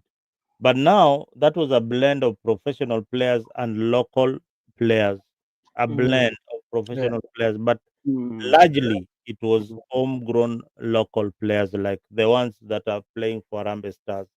But Mm. my last hope for Kenyan soccer is that we need to revive the local clubs, ensure that when you are an FC fan, end Mhm. of a stadium. When you support Sofapaka, Fika study, make sure that you support the local team so that that energy is revitalized, because that is what is lacking in the domestic league. The Okay. domestic league is dominated by Gor Mahia and FC Leopard. And in fact, largely Gor has been winning all the all the games, all the championship. So we need a change of that, and we need to push. So we are improving. Shabana is coming up, and other teams are also. Kenya Police won. We need to Mm. see more of their fans going and family going to the stadiums. Okay. So that will help the league. Today I had a very interesting talk. Especially, I was watching a video of another lady, a Kenyan lady, who is talking on how to improve, especially the players, on how to motivate players for the long term. Mm. And among other things that he was saying, that we should improve our sporting facilities. And if we invest in the sporting facilities, what will happen? These young people will be get motivated and they will play, and these big companies will sponsor them. Companies like Nike, Reebok, Adidas, and they earn through that instead of just motivating them for particular, a particular A time. tournament. Yeah, Mm. for tournament that they were having. Look at what they get. They got a boom. It's like a boom. But how can you make sure that they, kwa Kiswahili tunasema kwamba wananyanyua talanta zao, kunyanyua ni ile wanainyanyua kabisa mpaka Ben, mtu anajua. huyu alisema ukweli, but mali alikosea tu ni moja, Eh, na mm, pengine nimkosoe kama anasikiza. mm, We need to get people going to the stadiums. Reebok, Nike will only come to you when you have mm. the numbers. You understand? But if you Advertise. improve those facilities, Yes, I know. We have the facilities. We have Talanta Stadium coming up. We have mm, Nyayo now. We have the stadiums now. mm, Now, when Nike will not come to a stadium where we have less than 10,000 fans. yeah, They will not come there. There's mm, no advertising revenue there. There's mm, no numbers there. I mm, cannot. Safaricom wants to advertise. yeah, When you see ukiona stadium pale ilikuwa imejaa chan, when you see mm, Safaricom advertising, or when you see a media station, probably KBC, yeah, has bought the license to advertise that game, mm, then all the advertisement revenue is coming to the station. So yeah, many people, Nike will advertise there. All these big firms that because mhm. there is viewership. There's Everybody is viewership. Okay. watching that Mm, particular game. So if mm, you have a very nice stadium in the Vundus there, and these yeah. people don't play a structured league, then League, yeah. they end up playing there. We have a very beautiful stadium in Omabe, but they don't have a structured league that that is continuous, that can Mm. utilize that stadium properly, so that these other clubs can get players from the domestic games that are happening in the counties. So those clubs should act as feeders to the clubs in So other places. let's look at Homa Bay, the stadium that they have. For how many times does it host even the Premier League? Very few times. It is not even a FIFA recommended stadium. So, They like these games which were happening in Kasarani and all that. They cannot be played in Homa Bay. Those are mm, substandard stadiums. so So it needs to have capacity. It needs to have the kind of security. There are so many things that they overlook when they are constructing a stadium. Stadiums should be standard. So what was now the main reason for that stadium? Because like let's say in the initial stages when we used to have like that Homa Bay Stadium, right? And now they were converting it and making it to look that way. What made them not to consider it to match the standard that is required, so that one, it can generate revenue to the county, and two, also it can also put the country to the map, whereby like when the locals are playing there, you can get scouts who might come to look for the talents over there. When they're constructing that stadium, I think their main agenda was not sports. Their main agenda was national events. like Madaraka Day celebration and things like that. That is what they had focused on, because you realize that that stadium, yes, the facilities are probably are good, but it is not made to an international standard where it will attract international competition. So if stadiums in Nairobi are full, then you don't have anywhere to play. You don't have anywhere to play. Maybe Machakos Stadium. Uh, uh, Kisumu. no, those are still very substandard stadiums. What about Sony? Those are not stadiums. Those are But they play playgrounds. Premier League in Sony. Yeah, the fact that they play Premier League in Sony, it's because those are FKL standards. When it comes to security and things like that in a stadium, Mm. then you cannot host international matches. When you want to invite a player like Messi to play in Sony Stadium, they look at it and first of all they just get it and they say, "Ah, But like look at we have, when you look at Benjamin Mkapa and our stadiums, Benjamin Mkapa is when you look at it and compare it to our stadiums, what can you say? the one in Tanzania, Mm, its capacity is of what is the capacity? Is it 60,000? almost over there. Yeah, you can Benjamin Mkapa. You can compare it to Kasarani. You get it. Mm, And look at how Tanzanians have maintained their stadiums. Yeah, mm, this is not a stadium that came just the other day. It has been there for the longest time.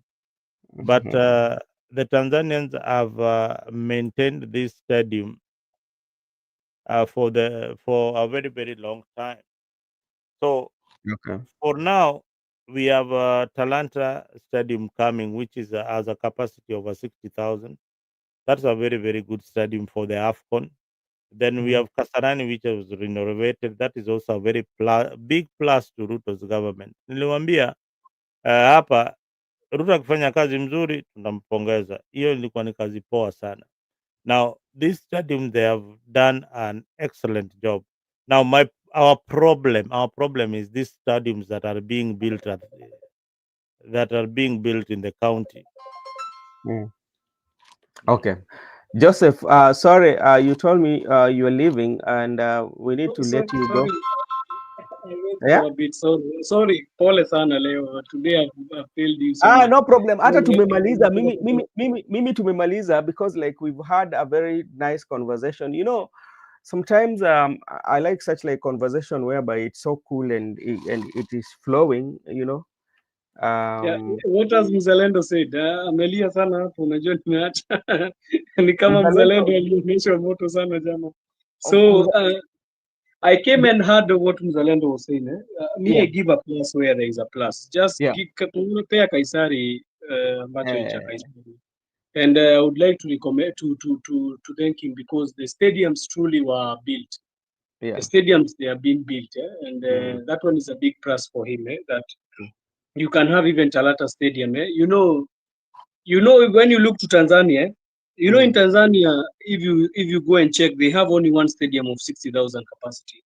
What about You there's the go one to that Uganda, what about the one they rolled in Zanzibar? it's 40,000. Oh, It's okay. 30 to 40.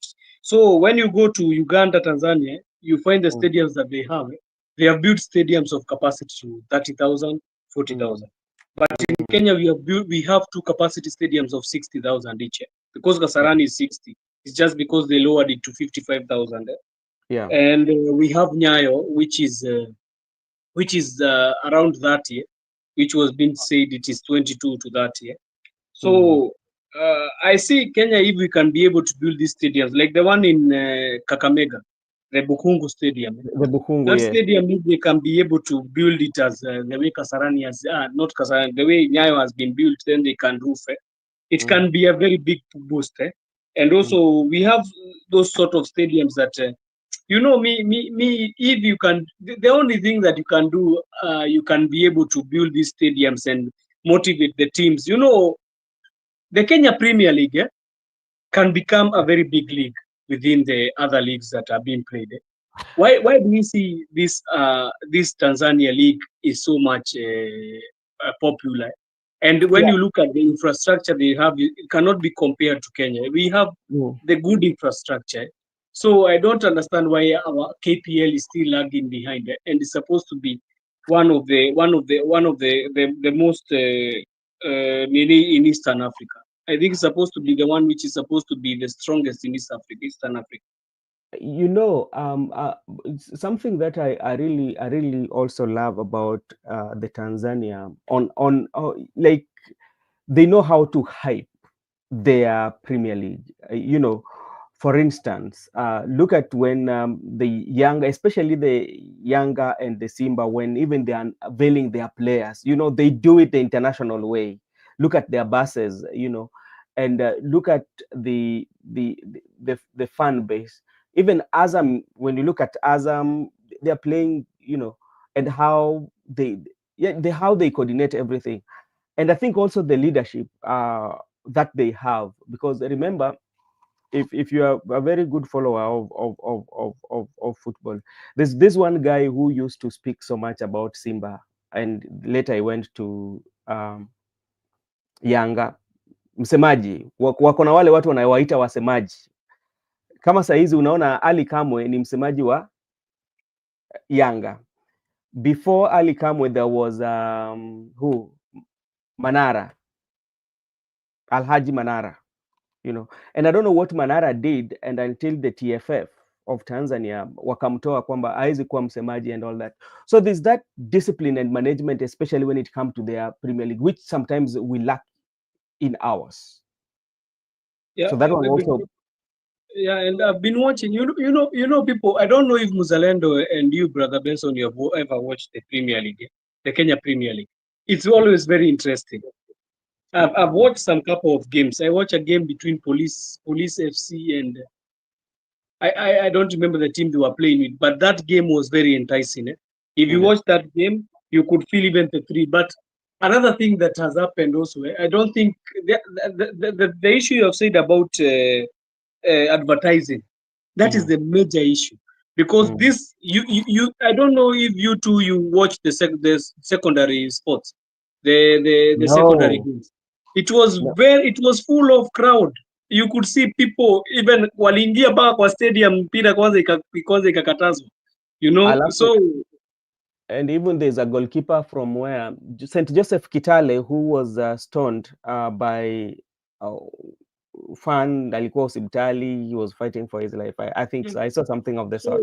I don't know why in high school we'll have all this hype, and they can go and watch the kids play in high school. But after they have left high school and they have gone to university and they have gone to these certain clubs, I don't know what happens. But I think also there is no budget, brother Benson. There is no budget for these teams. If you go and watch, do you know how much is it for the club championships, the one that they are going to play? We only have one team, Police FC. Do you know Tanzania has more than 3 teams? So, and other countries, they have teams. They have more teams. There is a CAF. There is a tournament coming for CAF. And Police FC is the one representing Kenya there. So, Mzalendo, when you look at the budget, you know how much money they receive when they win this trophy for KFKF? They receive only 5 million, brother. 5 million. And you do know how much is it to enter this championship? They need 15 million. So where is which the means 15 million going to come from? they're still running on a deficit. Yeah. So I think the major issue, the FKF right now is trying.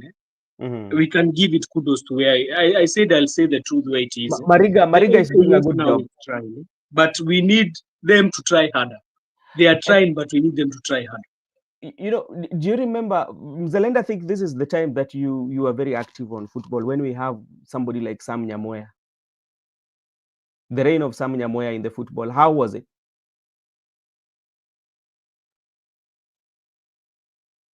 Unmute. I think for me, I would say he was one of the most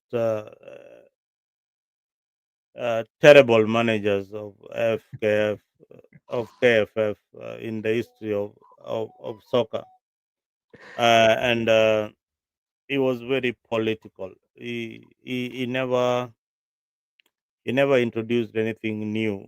I don't see any of there's nothing good to talk about I when I look back at the management and the wrangles that were in KFF then. You know, that one is the one that led to the split of KFF, and now we have FKF League. So somewhere they brought a lot of politics in football, and it destroyed the game. So for some, he didn't leave a good legacy as the president of FKF. The only person who I think will give a good run is Hussein Mohammed. Hussein Mohammed has been in the management of football for a very long time. But Yep. let me ask you. There was Sam Nyamoya, then came Dan Shikanda, then Nick Mwendwa. Dan Shikanda has not been the chairman for FKF. So After some, after Sam came Nick Mwendo. Oh, okay. So who was I that? think that is the time there was wrangles in the FKF. That is when we had an acting. Maybe he was an acting only because So I because think I think after at some some point Dan Shikanda He, was there. he was one of, I think it was the deputy or something, deputy president, but not FKF president. And Okay. yeah, so yeah, that's what has been happening in our football. Um there are people who have mismanaged the game. There's also a lot of corruption in when it comes to FKF elections. So, but this time round, uh, despite the corruption, they got people who, one is a very good marketer. Number two, they've got a former player who is going to bring a lot of experience that Yeah, he had in international league. So true. that blend of the president and the vice president of FKF uh, can uh, can give us some results at the end of the day. So Now, that's the hope that I have. Yeah. okay. Now, let's before we wind up, I want to know, especially what should we do, especially the welfare of our players, because majority of the players they do play well. We celebrate them, but immediately they leave the pitch. Some of them they end up retiring in a condition that is not favorable or in an unfortunate way. Yeah, just like just like we were talking about the salaries of MPs. Mhm. Uh, the salaries of players should also be regulated such that they have a pension scheme that they contribute towards to that, or the clubs are compelled to contribute towards their pension or and retirement. That can only be achieved when we have got clubs that are well managed.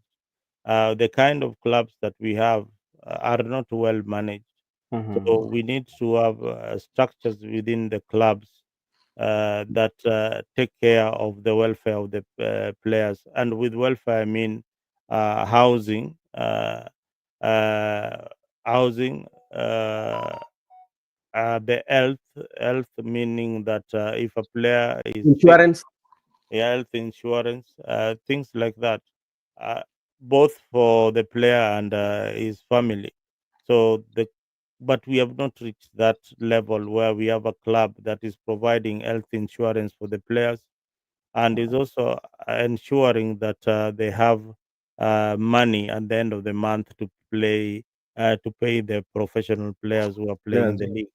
So Mhm. until we reach that point, there's no club, even those clubs like FC and Gor Mahia, they have been there for the longest time. They don't even have, some of them don't even have a team bus. They don't even have a Go- stadium. Uh, Gor Owalo gave them a bus. where is that bus? Ogora has a bus. Did Owalo take it back? Just show me when is the last time you saw them going to the stadium with a bus. I know FC Leopard has a bus. I've never seen Gor Mahia bus.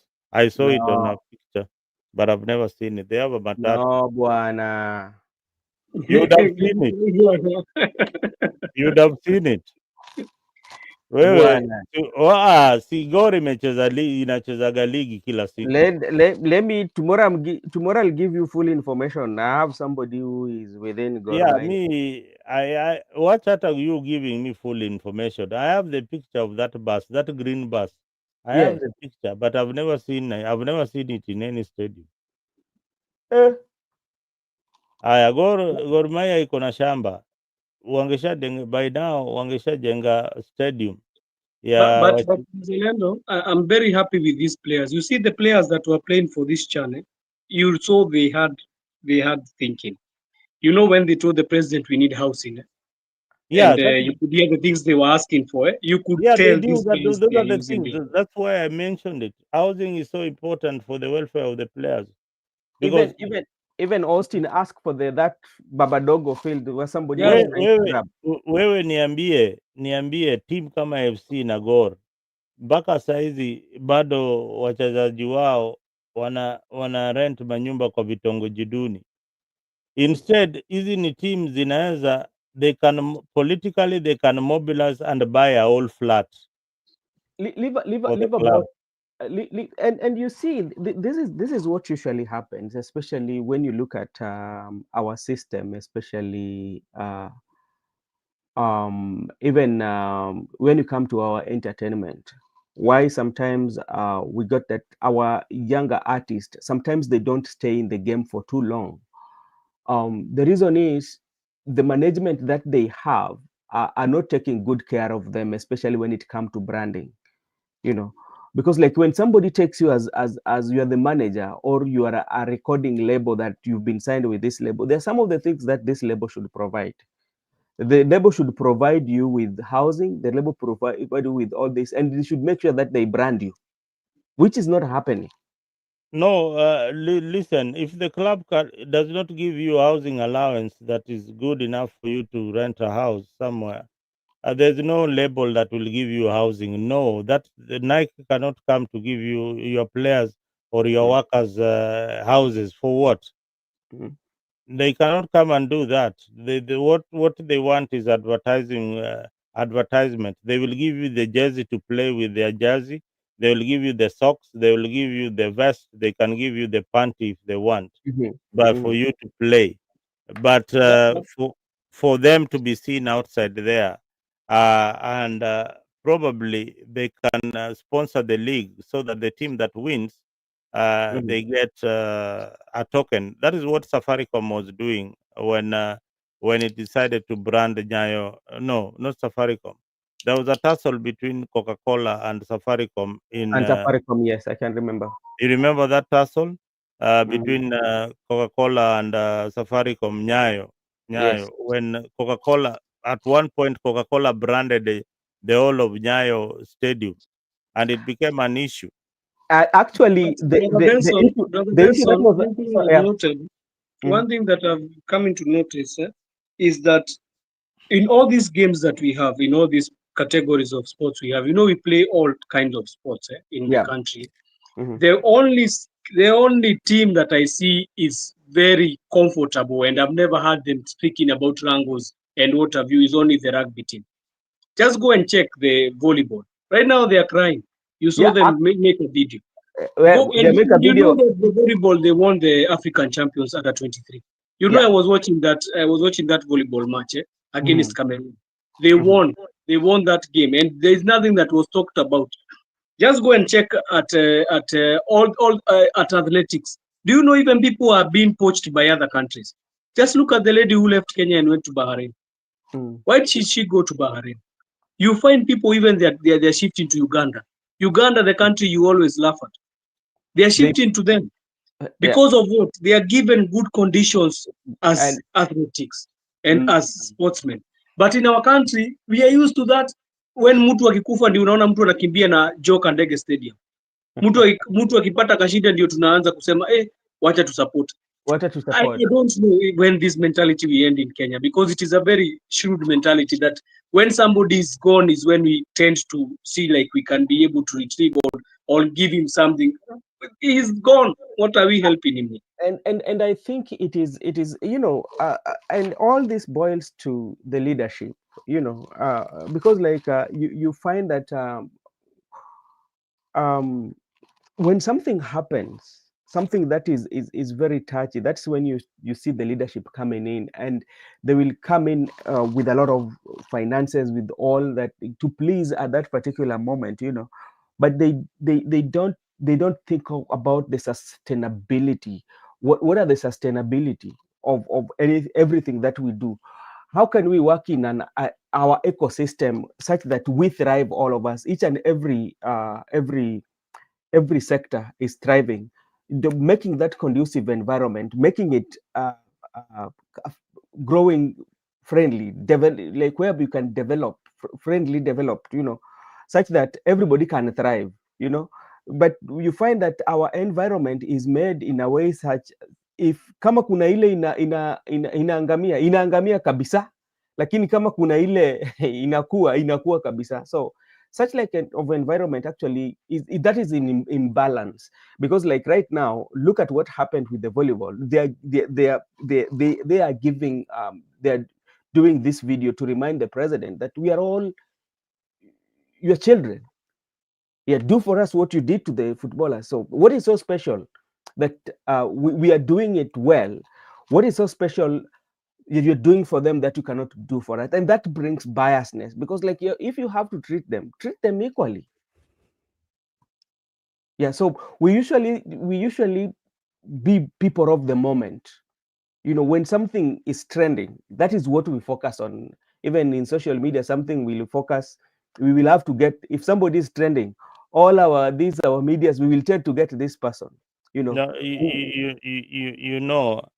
why volleyball might be overlooked sometimes, because one, it is not one of the most popular games in Kenya.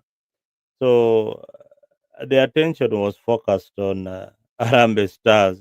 That was Okay. the biggest game happening. Okay, Mzalendo. Sometimes, yeah. All right. That's fine. And tutakutana tena next Friday. We will be here, me, Joseph, and Mzalendo, and we will discuss the recap of the week. And to Judith and Gibson Corner, thank you so much. And those who are watching us without commenting, thank you so much. It is almost 2 hours and 17 minutes. That is a long time. We don't take it for granted, and we appreciate you so much. Actually, we were streaming in 2 platforms. That is Afrique 24 and Brother Benson Media. So if you're not subscribed in any of the channels, you can do so. And for my panelists, thank you so much for your time, and may God bless you all. See you next time. See you next. Gibson Corner, Marco Bura will find them. Marco will find who. Okay. Sorry. Thank you so much, and may God bless you all.